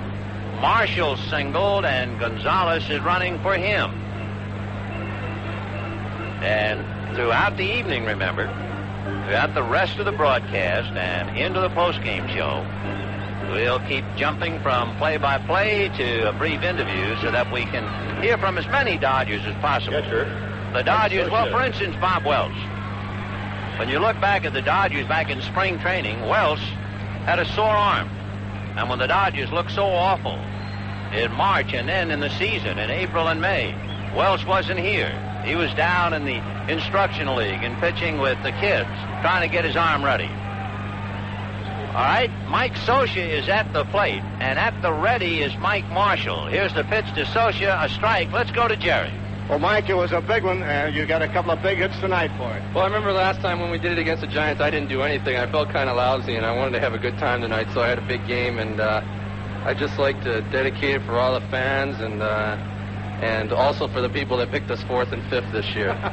So it was a big win. And a great year for Mike Marshall personally. Well, thank you very much, but it was not one man. It was 35 or whatever it was. It was a real team effort. Everybody had a hand in it, and I'm just glad to be a part of it. Congratulations, Mike. Thanks, Jerry. Mike Marshall. Now let's go back to Vinny. Okay, Mike, good timing because the other Mike Scioscia has just singled to score Peterson. Taking third is Gonzalez, and the Dodgers lead 7-1. How about that Mike Marshall's little gentle dig, and why not? He certainly has a right to do it. Did you love that? When he said, I want to thank all the people, especially those who picked us for 4th or 5th place. 7-1 Dodgers, one out runners at first and third, and Greg Brock the batter. So Mike Scioscia singles in a run. The run is charged to Dedman. The hit is charged to Shields, who will go behind the mound and think things over. Brock has doubled, flied to left, and walked. 1 for 2.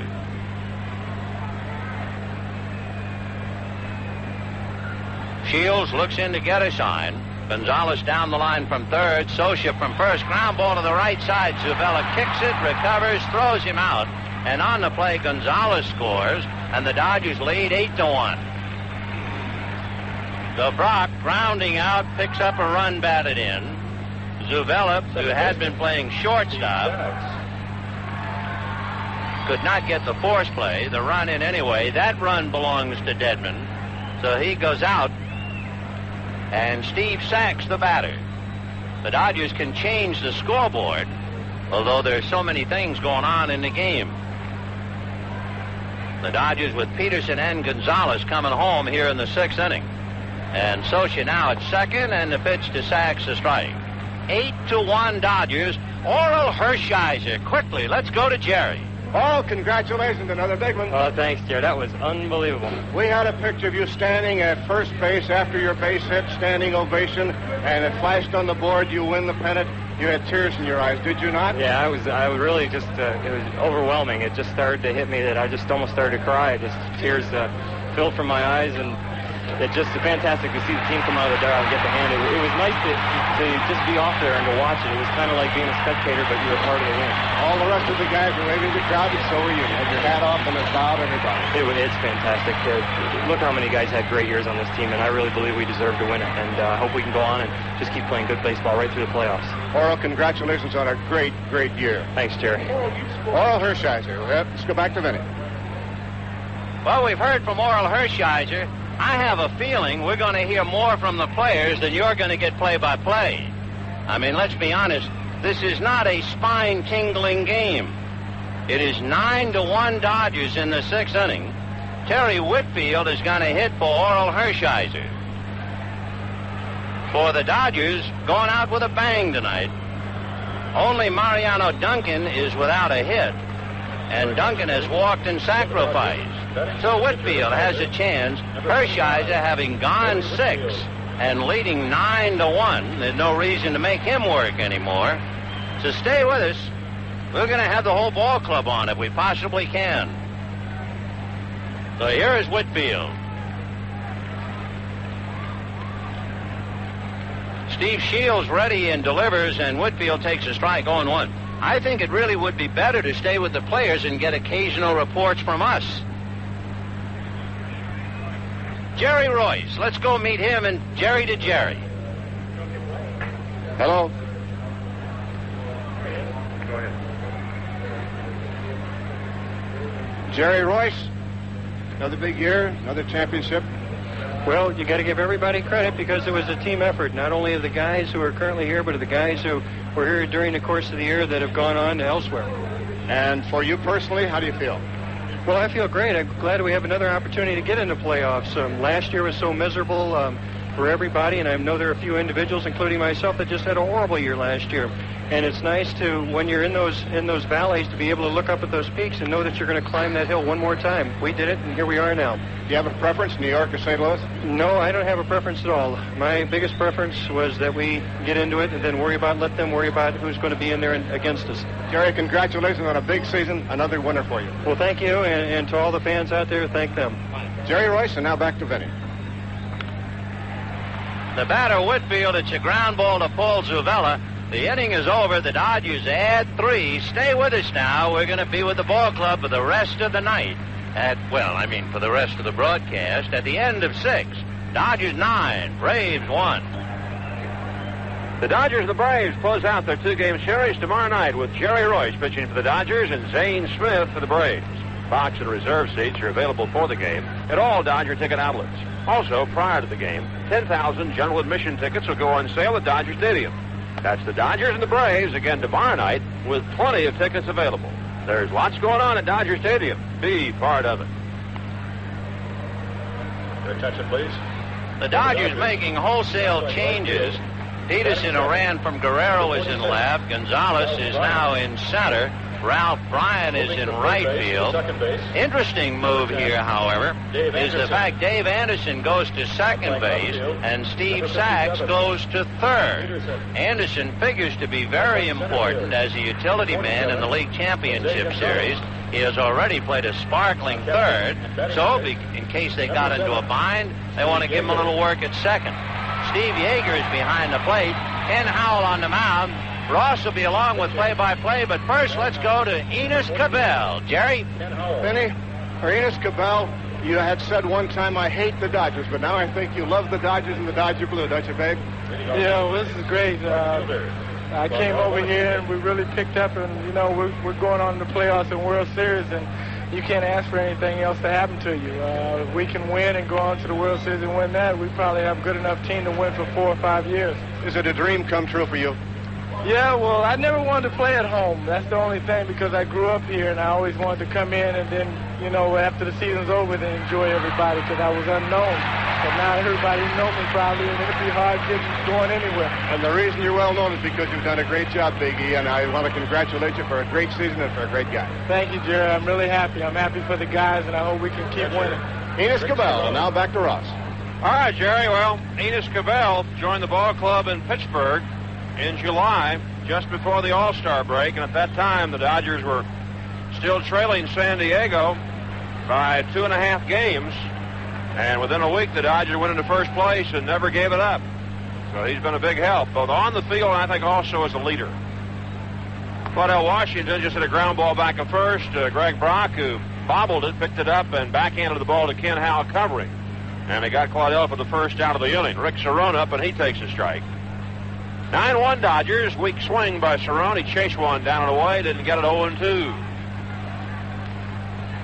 The Dodgers have scored in 4 innings tonight. 1 in the second, 1 in the third, and 4 in the fourth. They were ahead 6-1 when they got the news that the Reds had lost at San Diego. There was a drive foul down the right field line.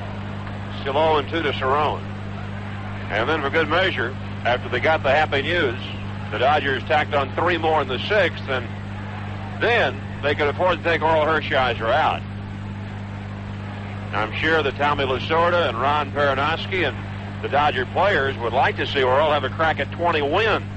This would be his 19th victory tonight. Cerrone bounces foul at the plate.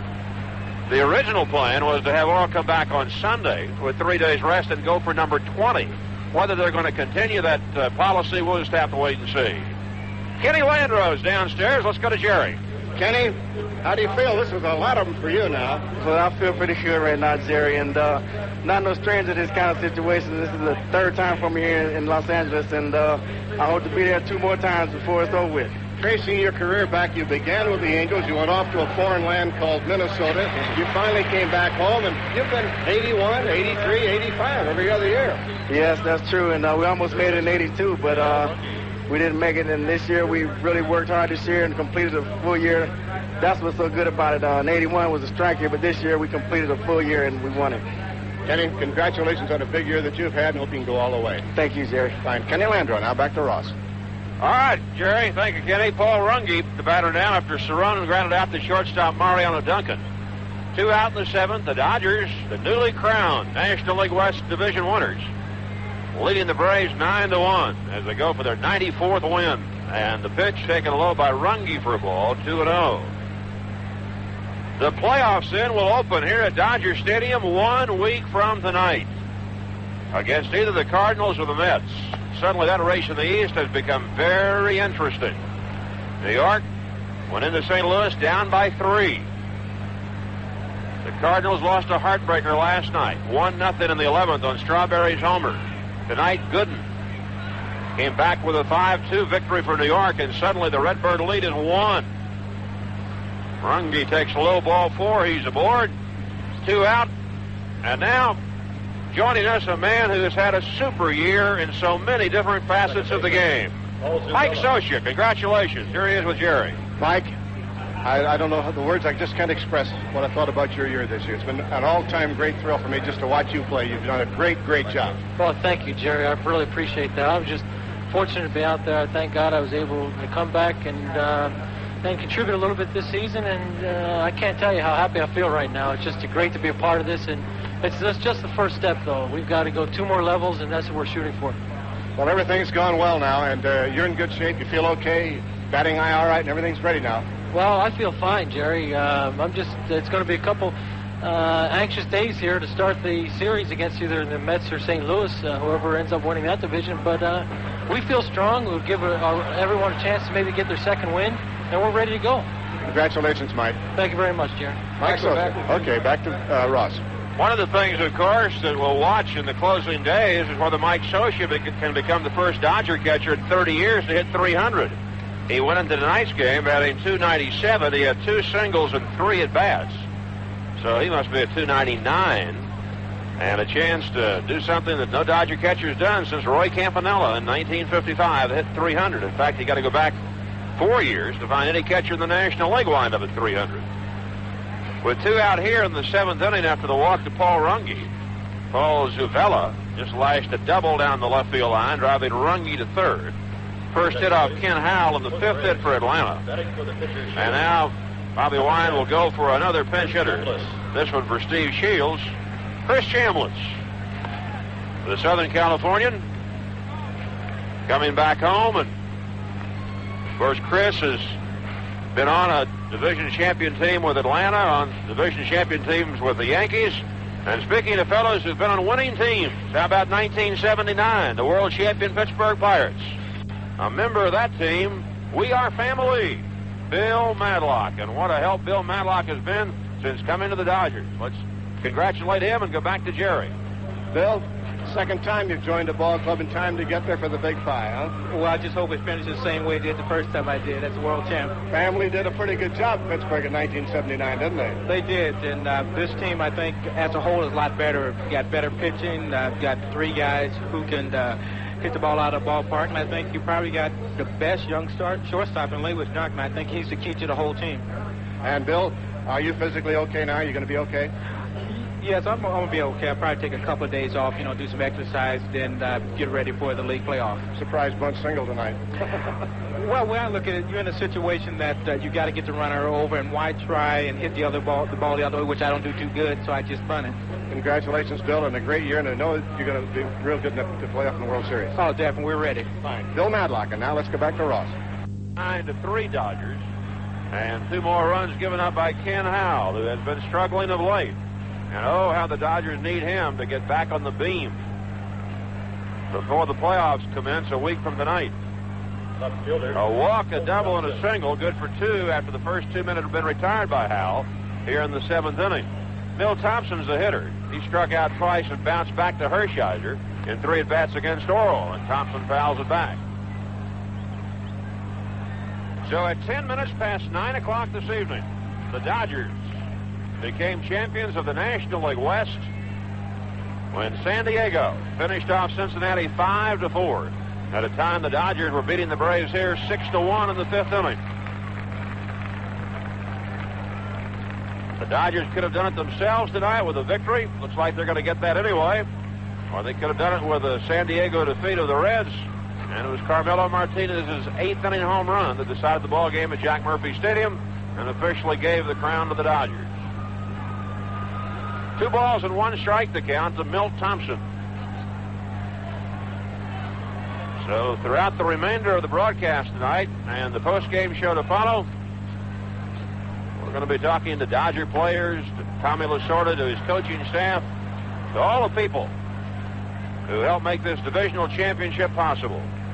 5 of them in 9 years. That's a pretty good record for Lasorda, who's walking up and down now in the dugout a lot more relaxed than he has been of lately.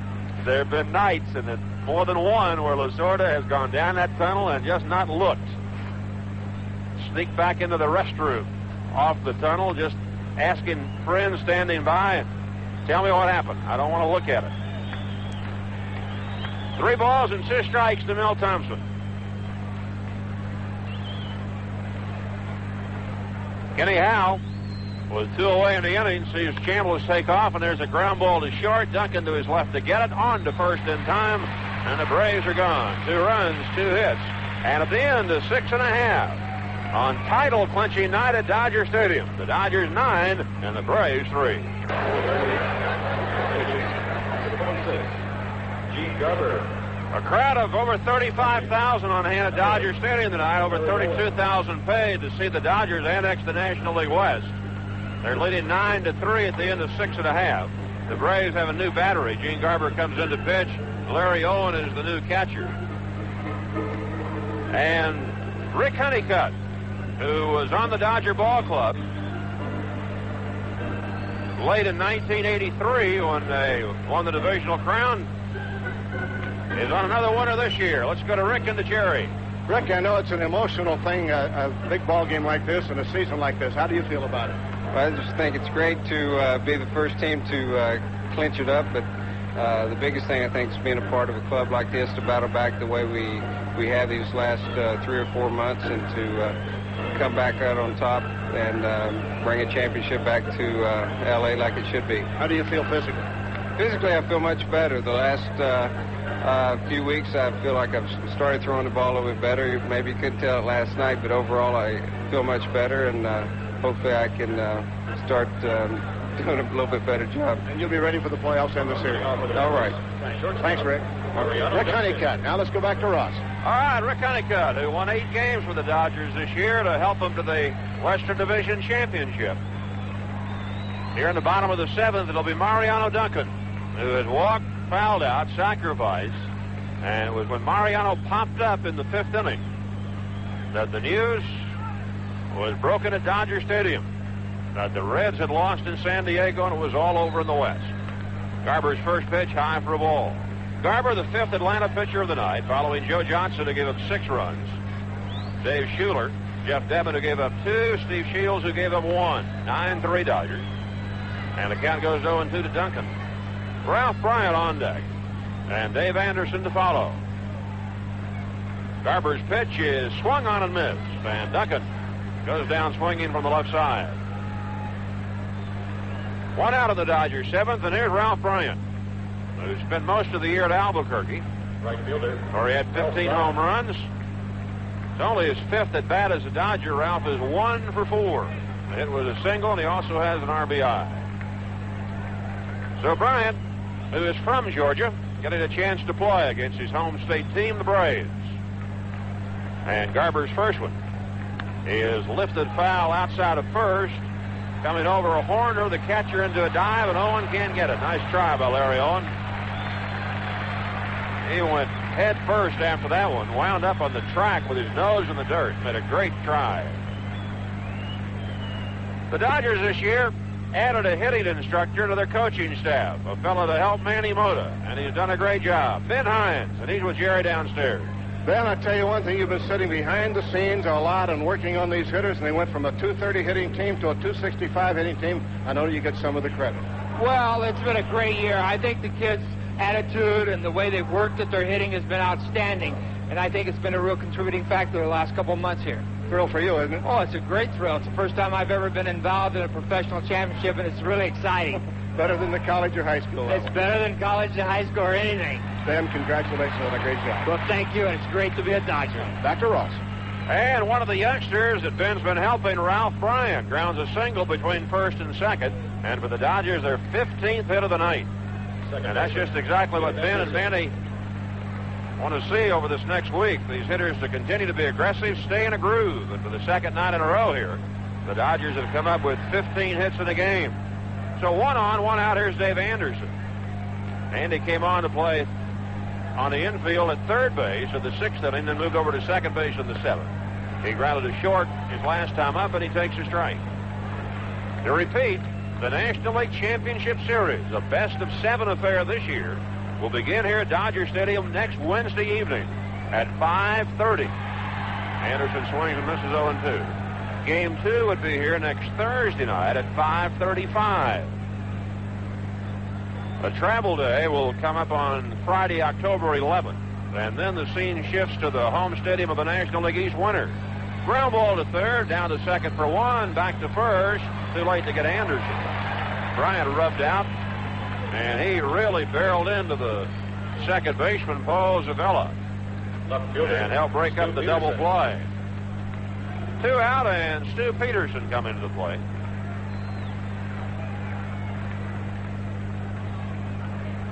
A week from Saturday, Game 3 of the National League Championship Series will be played in New York or St. Louis.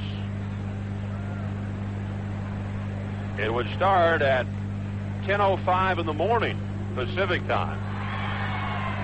Then Sunday, it would be a night game, Game 4, a week from Sunday, 5:15 Pacific time.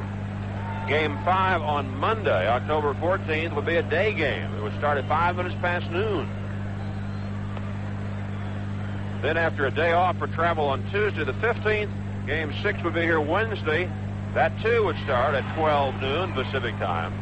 Our 7th and deciding game, Thursday, October 17th at 5:35 at Dodger Stadium. Well, at one time, he was the phenom. Suddenly, he's one of the veterans of the pitching staff, at least. Fernando Valenzuela. He's celebrating downstairs. Let's go to Jerry. Fernando, congratulations. A very, very fine year for you and the team. Okay, thank you. I'm very happy for being in the championship series. You've been on a lot of them now. You feel pretty good about this one? Oh yeah, I feel good. You know, it's the third time I stay in the playoff in the championship series. Congratulations on another good year. You were the guy that got all this started back in 1980 and 81. Congratulations, Fernando. Okay. Thank you very much. Thank you. Fine. Fernando Valenzuela. More after this. Dr. Ross. Hey, how about that English? He did a pretty good job, didn't he? Good year for Fernando. That's one of the question marks now, and maybe Ron Peranowski and Tommy Lasorda can talk more about it. What will the pitching rotation be for the playoffs? Stu Peterson strikes out for the final out here in the 7th. The Dodgers leave a runner. We go along to the 8th inning. The Dodgers, the newly crowned champions of the West, leading the Braves tonight 9-3.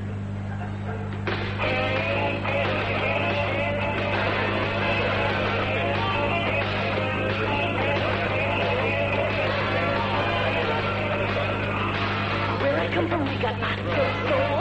We love the rhythm of that rock and roll. We share the good times, get through the worst. Sometimes times we laughed till we think we're gonna burst. And let me tell you about that gang of mine. Sometimes they don't exactly toe the line, but let me stop and make one thing clear. My friends are my friends, and Miller's always to be here. Miller's made the American way, born and brewed in the USA, just as proud as the people who are drinking today. Miller's made the American way. Miller contains no additives, no preservatives. Miller beer, purity you can see, quality you can taste. Miller's made the American way. Miller Brewing Company, Milwaukee, Wisconsin. You don't need an interior designer to give your home a new look for the holidays. Redecorate it yourself and save during Fall Color Fest at True Value Hardware stores. Hi, Pat Summerall to suggest top-of-the-line True Test Easy Care paint starting at just $9.98 a gallon. Your True Test paint specialist will use the custom color system to show you hundreds of complementary shades. Easy Care paint is priced from as low as $9.98 a gallon during True Test Fall Color Fest, now through October the 6th at participating True Value Hardware stores. Leading off for the Braves, shortstop, Andres. Before we go to the 8th inning, let's pause for station identification. This is the Dodgers Radio Network. The NBA, the NHL, the USFL, not to mention the baseball pennant race. All that and more on Sports Talk, weekdays from 4 to 7, right here on KABC Los Angeles. Dodgers leading 9-3 over the Braves. Franklin Stubbs has taken over at first base. And Vin, you've been with a lot of championship Dodger teams, but it never gets old, does it? No, it never does, Ross. In fact, it's a little bit sweeter, I think, this year than in many years gone by because they look so hopeless. They were such a bad team in April and May. It's a nice feeling for them to look back, but in April and May, they were awful. So that makes it even sweeter. The 1-1 pitch is fouled away off to the right. And, of course, now we're at that stage of the game tonight. Franklin Stubbs at first, Dave Anderson at second, Mariano Duncan at short, Steve Sachs at third. So it's kind of interesting. In the outfield, Stu Peterson, Jose Gonzalez, Ralph Bryan. In a sense, tomorrow has arrived tonight. Here's the 1-2 pitch to Turner. Line drive into right field over a leaping Franklin Stubbs and a kid with 21 home runs. Let's go and meet Greg Brock, and here's Jerry. Well, Greg, another big season for you and a championship team. Yeah, this feels good, Jerry, because, I mean, in 83 it was a little different because we were just getting our feet wet and we were coming up here and we were coming off a pretty good year. We're coming off 84. A lot of people picked us way down the list, and this feels great just to be able to come back on top and prove to some people that they were wrong. And now on the way to the championship series and maybe to the World Series. Yeah, I think right now we're shooting World Series because, we in 83 we didn't make it. We thought we would, and we didn't. I think we're pretty positive. We feel good going into the playoffs, and I don't think we really care who we're playing. I think we're going to win it. Greg, congratulations on a big year, and thanks a lot. Thanks, Jerry. Greg Brock, now back to Vinny. All right, Jerry, and Dale Murphy at the plate with Andre Turner at first base. And Howell's pitch is swung on and missed. Murph playing with a sore left wrist. So he and Pedro Guerrero played hurt tonight. Guerrero came out after a base hit, but Murphy hanging in there, hitting .299. One reason Murphy wants to finish up, if he possibly can, hitting .300. He fouls a pitch away. Since he has been with Atlanta in any full year, he has hit .300 once in 1983. He batted .302, and he is right around the .300 mark now. So Tommy Lasorda has won 5 division titles in 9 years, and he is a much relieved and happy man, I'm sure, watching Murphy strike out. The Howell takes care of Murphy, and the batter is Bob Horner. Bob Horner had a scoring fly ball, struck out, and hit into a force play. The Dodgers leading 9-3 in the 8th inning with 1 out, having clinched the National League Western Championship and defeating, as San Diego defeated the Reds, the Dodgers trying to do their part and just polish it off for good and take care of Atlanta. Horner takes high, ball 1. Bob hitting .270. The Braves will start afresh next year with Bob Horner at first base. Ken Oberkfell is out with a dislocated shoulder. Bruce Sutter is out for the rest of the year. The 1-0 pitch is lifted to right center, but Gonzalez is there. Jose makes the catch for the out, Talking about fine performances, he turned in the game of his career with the Dodgers, Carlos Diaz. Let's go to him and to Jerry. Carlos, I think one of the more poignant scenes right after the Dodgers clinched was the fact that Tommy and you embraced in the dugout. That had to be a poignant moment for you, didn't it? Well, that's something, Ross, that I've been seeing them do over the last few years, and I've always wanted to be in it, and I finally got there. It's a great feeling. The team feels good. We've been playing well, and I want to say hi to all the guys in the bullpen because we've been struggling, but, we're always there for the occasion, and we're ready to go. And what a job you did last night, 5 scoreless innings. Did you ever pitch a game that well? I don't know if I pitched the game that well. I just threw strikes, and they hit it at people. They hit some balls really hard, but like I said, I just threw strikes and let Andy do the rest of the work. Let's talk about whether it could be the Cardinals or the Mets. I'm sure your answer would be like any Dodger player. It doesn't really matter. We're ready to go. But in terms of being a left-handed reliever, do you think that perhaps you'd see more service against the Cardinal Ball Club than you would the Mets? Probably so. The Mets, the left-handers the Mets got, they can hit either way, Hernandez and Strawberry, so it doesn't really matter who you put in there. But I think playing the Cardinals will be real interesting because of their speed and our pitching. So I would like to play the Cardinals. I think it'll be interesting, and people say they're probably the best ball club right now. So if we're going to beat somebody, why not beat the best? And you want to turn around their switch hitters and make them bat from the right side, I guess, too, wouldn't you? Yeah, that's right, because, we got a little speed, too. They might have a little bit more, but like I said, if we're going to beat somebody, let's go for the best. And right now, I think we're the best, and we're looking forward to it. Congratulations, Carlos. Thank you, Ross. Carlos Diaz, let's go back to Ben. Okay, Ross. So Ross has joined Jerry downstairs so he can continue to visit with the Dodgers on the night they have clinched the National League Western Championship. Claudell Washington is the hitter with 2 out, 1-2 the count. 1 ball and 2 strikes, the count of Claudell Washington. Ken Howell ready and delivers. Ground ball wide to third. Up with it there, Sachs, and he throws to first in time, and the inning is over. At the end of 7, now 7.5. The Dodgers 9 and the Braves 3.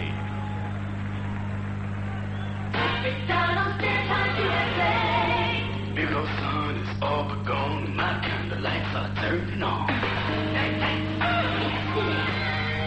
Big Mac Stack said a story high. Oh, it's kind of bringing deep city appetite. Turn it on, get on with the show. Golden Artist gonna light my way. Whenever it's dinner time, it's a good time for the great taste of McDonald's.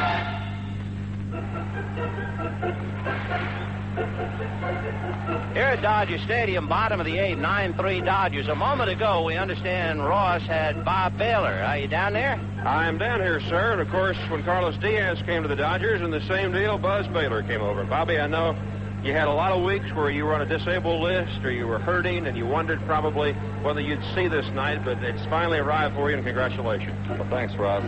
It's really great because this time of year I'm used to being 30, 35 games out of first place. It's a new experience for me, and I'm enjoying it. I like it a lot. Are you pulling for your old buddies, the Mets, to win the East and go against the Dodgers? I don't have a preference. I'm just glad we're going to play one of the two. But I think New York would be nice because it's a nice place to play, a good fan reaction there. So maybe in a way I'm pulling for the Mets. Bunch of good guys there. There'll be a little pressure on the Cardinals and Mets tomorrow night, don't you think, in St. Louis? Well, I noticed today and yesterday everybody was watching the game before our game because it's an exciting type thing because both teams have good pitching and they're going at each other head to head. And like I said, everybody on our team was watching them play just because it's exciting baseball. How do you feel physically? Oh, I feel great. Ready to go, huh? Super. Nice going, Bob. Thanks, Rob. All right, Vinny.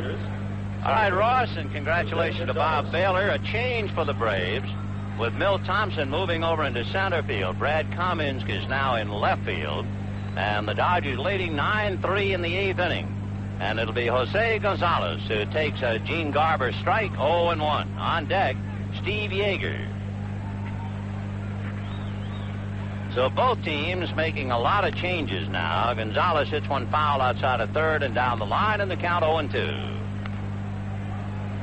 The Dodgers winning their 3rd Western Division championship in 5 years, 5 out of 9. With a championship along the way in the World Series in 81. The strike 2 pitch, waved at and missed, and Jose goes down. So 1 out in the 8th, and Steve Yeager coming out. Yeager, who has certainly been through the wars down through the years with the Dodgers, finishing up in this division-clinching game for Mike Scioscia. Socia had a big night. He had a walk and 2 singles. And Yeager now getting in some swings because he has to be kept sharp. Garber ready and delivers, and Yeager promptly bangs it foul down the left field line, and a good catch by the ball boy, and the count 0-1. For in the 8th, Dodgers 9 runs, 15 hits. The Braves 3 runs, 7 hits, and you're getting the reaction of just about each and every member of the Dodgers, the coaching staff and the manager, between, well, from about the 5th inning or 6th inning on. And then, of course, on the postgame show, we'll save Tommy Lasorda, I'm sure, for just about last. 1-1 pitch, side armor, and that's hit into left field. Base hit for Yeager.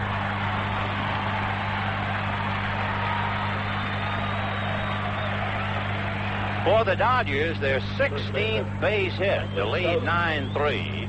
And Franklin Stubbs finishing up for Greg Brock coming up. Stubbs with Sachs on deck. 9-3 Dodgers. 1 home run in the game. That was Mike Marshall's home run in the 4th inning.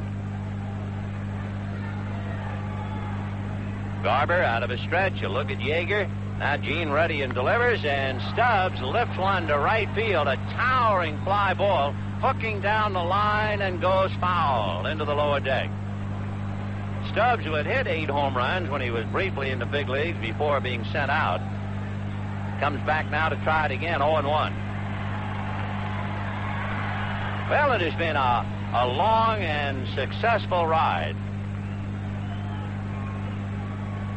But it is only, I guess, halfway. Here's the strike 1 pitch on the way, and Stubbs takes outside, 1 ball and 1 strike. The Dodgers now have to prepare for the winner in the East and then go hand-to-hand to decide the 85 championship in the National League. Stubbs drives one to left. Cummins goes back. The ball is over his head, and he makes a fine backhand running catch for the out. So Franklin Stubbs, who has a lot of power, misses a home run to right and lines out deep to left. And the batter is Steve Sachs. Sachs was walked intentionally, grounded to short, fly to center, and single to right. So Saxey going all the way, but he did shift positions. The only 2 Dodgers who started the game and who are still in there are Sachs and Duncan. Let's meet Ken Howell and go to Ross. All right, Vinny. Well, Ken, congratulations. This is going to be a thrill for you tonight. Yeah, it's real exciting. To come out here and battle all year long like this, and then you get an outcome like this. I just hope we can keep it up and keep going and go all the way to the World Series. Do you think it'll be helpful now for the Dodger relief pitchers and some of the other guys to at least have about a week between big games? I think so. It'll help in the long run. But personally, myself, I think I need a little more work. I need to try to find myself to get out of this slump. It's just trailing with me. I'm still going out there every time battling, but I got to have those shutout innings to give me that confidence again. Again tonight, looked like you had good velocity, did you? Same old thing. Just bad luck. I jam a guy, and he gets to hit, and 2 runs scored. But still, all in all, we won, and we're all excited, so just want to keep it like that. Kenny, nice going. I know it's going to turn around for you. Okay, thank you. Congratulations, Steve. Thank you, Ross. Okay, Vinny. Sachs hits one late up along third, and Garber's throw to first is not in time. So Sachs gets his 2nd hit. The Dodgers with 17 hits, and Len Matuzik will be coming up to hit for Kenny Howell. So Sachs an infield single, and the hit parade continues. Attention, please. For the Dodgers. Interesting point, of course, made by Kenny Howell. What Howell needs is a couple of shutout innings. And pitchers can get unlucky and get into slumps just like hitters. And it seems like every time Howell does jam a hitter, it'll be a base hit, and then somebody might take him deep. And Howell, before we get into the League Championship Series, could very well use not just a couple of scoreless innings, but a little bolstering as far as the confidence area is concerned. The pitch to Len Matuzik is outside, ball 1. 2's hitting .226. Batting for Howell, Mariano Duncan. Going all the way at short is the only Dodger without a hit tonight. He's 0 for 3. He does have 2 stolen bases, however. Matuzik takes low, ball 2, 2-0. So Len Matuzik with a chance to sharpen his act. 2 balls and no strikes to count. Garber ready. Gene delivers, and there's a ground ball hit to the right of second. Zavella hangs it to shortstop Thomas for the force, and that's it. Couple of base hits, nothing else. At the end of 8, Dodgers 9, Braves 3. Well, you finally did it. You went out and bought a brand new car, bargained with the salesman, got a price you could live with, took home your shiny new set of wheels, and parked it right out front so all the neighbors could see it. Of course, you're going to take good care of it. Try not to get any dents and nicks when you park it, right? But are you going to be as careful when it comes to the gasoline you put into your new car? That car costs a lot of money, so don't trust it to just any gasoline. Drive into a Unocal 76 station, fill it up with 76 unleaded. Why choose 76 unleaded? Because it has more spirit than other unleaded regulars. And it helps stop knocking and pinging, too. So you get better performance from your new car without paying for premium. Plus, when you buy 76 unleaded, you know you're getting a quality gasoline. Now, of course, you don't have to drive a new car to get the benefits of 76 unleaded. So whether your car is new or old, give it quality gasoline. Sure, 76 unleaded. And then you'll go with the spirit of 76. This copyrighted broadcast is authorized under broadcasting rights granted by the Los Angeles Dodgers, who also employ the announcers. It is solely for the entertainment of our listening audience. Any publication, rebroadcast, or other use of the descriptions and accounts of this game without the express written consent of the Dodgers is prohibited. Tom Niedenfuhr. 9th inning, 9-3 Dodgers. And one of the unsung heroes, Dodger traveling secretary Bill DeLury. Let's go to Jerry. Billy, you ready to travel? Jerry, we're ready. We're all set. Well, I know that you don't know whether you're going to St. Louis or New York, but it doesn't make any difference because you've had a big year and you've kept these guys in line pretty well, Bill. Jerry, doesn't make a difference where we're going. We're going someplace. And we have Pedro Guerrero right here, and we'll find out where he wants to go. Pete, how about that? Well, I don't care. We just want to be in there, and I know we're going to go somewhere, so I really don't care who we play. The thing is that we got to go in the playoff. I just hope that the team doesn't get down like we did in '83 and just keep going. Can you remember 1981?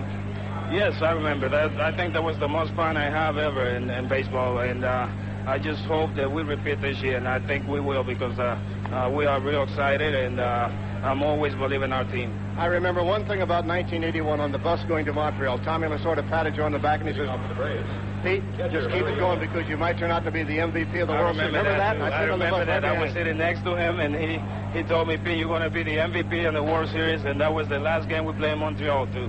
He might tell you that again now. You ready? I hope so. Well, I just hope that we win the playoff and go into a World Series. Like I said, the team is real excited, and I just hope that we get going. And for all of us, congratulations on a great year. It's been a pleasure watching you play, baby. Thank you very much. Thank you. Okay, Vinny. All right, fellas, and Tom Niedenfuhr working on Larry Owen with a strike and the count 0-1. Pedro Guerrero. Boy, what a year he had, huh? Larry Owen finishing up for Rick Cerone, then it'll be Paul Runge and Paul Zuvella. Tom Niedenfuhr trying to get in a little work. By the way, you wonder, you hear the players say, we don't care whether we play the Mets or the Cardinals. You might be interesting. Maybe you don't realize it. The Dodgers beat the Cardinals 7 out of 12. The Dodgers beat the Mets 7 out of 12. There was only one difference. The Dodgers split 6 here with the Mets and won 4 of 6 in New York. With the Cardinals, they won 4 of 6 here and split 6 in St. Louis. So there's hardly anything to choose from. Here's the 1-2 pitch on the way, fouled away. When we have the post-game show, we will have a chance for Jerry to visit with Tommy Lasorda and really get into the difference in the two teams. 1-2 the count to Larry Owen. In a minute, we're going to have Al Campanis, who certainly deserves a bow and a pat on the back just as soon as we have a disposition of Larry Owen. 9-3 Dodgers, 9th inning. Tom Niedenfuhr deals. Strike 3. Let's meet the boss and go to Ross. Okay, Vinny. Well, Chief, congratulations. If anybody had faith in this team from the very start, it was you. Well, I think the players and Tommy and the coaches did a tremendous job. It was a long pull. It was tough at the beginning, but thank God everything worked out. And it's the old saying, you got to have patience.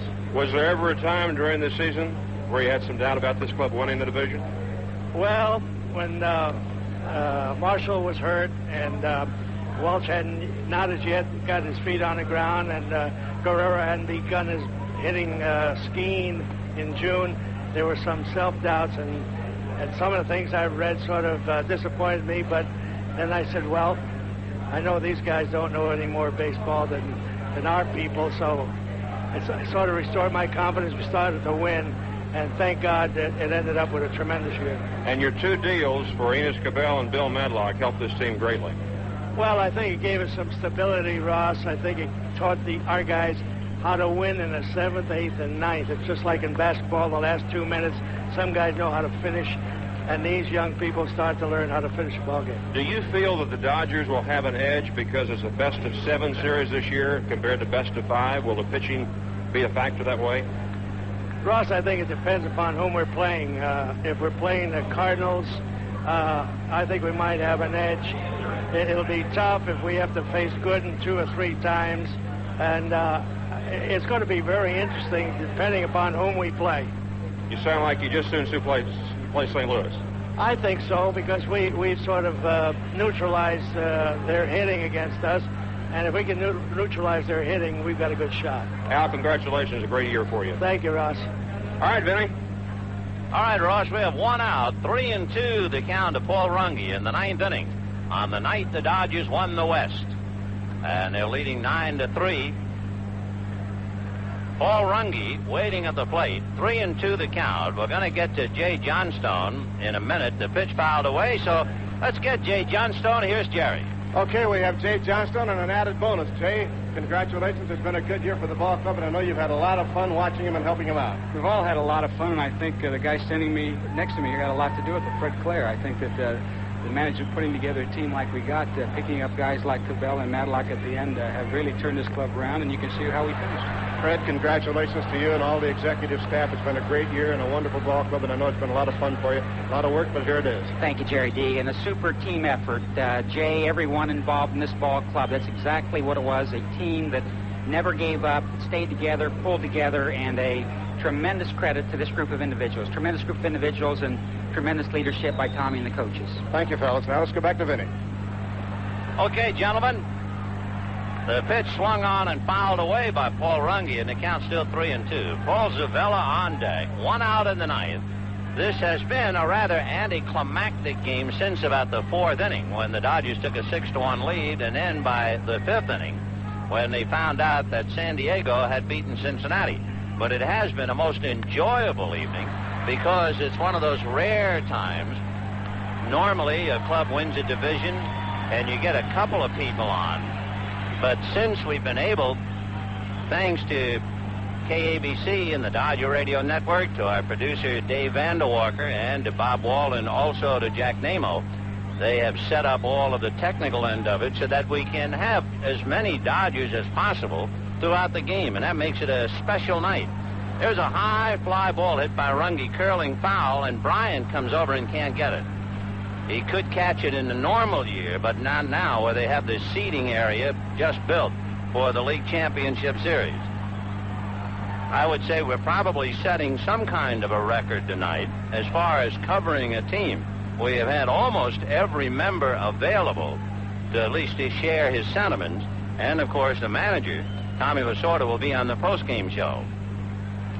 3-2 the count to Paul Runge. Lined out, struck out, and walked Tom Niedenfuhr. Finishing it up, Oral Hershiser is going to be a 19-game winner. The pitch is sliced down the right field line. Here comes Bryant. It's going to go foul and again out of play. So it's still 3-2. And as we said at the time, the one moment that I guess we will remember about this particular game and the particular night was the scene of Oral Hershiser standing at first base. The hitter was Mariano Duncan, and we had just announced that Wayne Krenchicki flied to center in San Diego, giving the Padres the game. The roar from the crowd, all the hugs in the Dodger dugout, and Hershiser starting to cry at first base. That was quite a scene. The 3-2 pitch fouled away, again upstairs. So Runge keeping everybody in the ballgame as he fouls him away. Hershiser dramatically standing at first with his 3rd hit. and then, as he started to cry, put his right hand up to his eyes. And it was quite a moment. That's the moment I think that I'll remember. The precious moment of the entire night. The 3-2 pitch, the ground ball to Sachs, the throw over to Franklin Stubbs, and we said Sachs, and of course Dave Anderson is playing second, and Sachs is now at third. So we are 1 out away from finishing up this official Western Division clincher, which actually was clinched 4 innings ago, and the batter is Paul Zubella. Zubella flied to center, grounded out and doubled. He's 1 for 3. Our thanks, too, to the Dodger Publicity Department and especially to Steve Brenner for his cooperation in giving you the opportunity to share the feelings of the Dodgers. And this crowd now on its feet for the last out. A fly ball to Jose Gonzalez, and there it is. Oral Hershiser has won his 19th. We have a lot more coming up after this.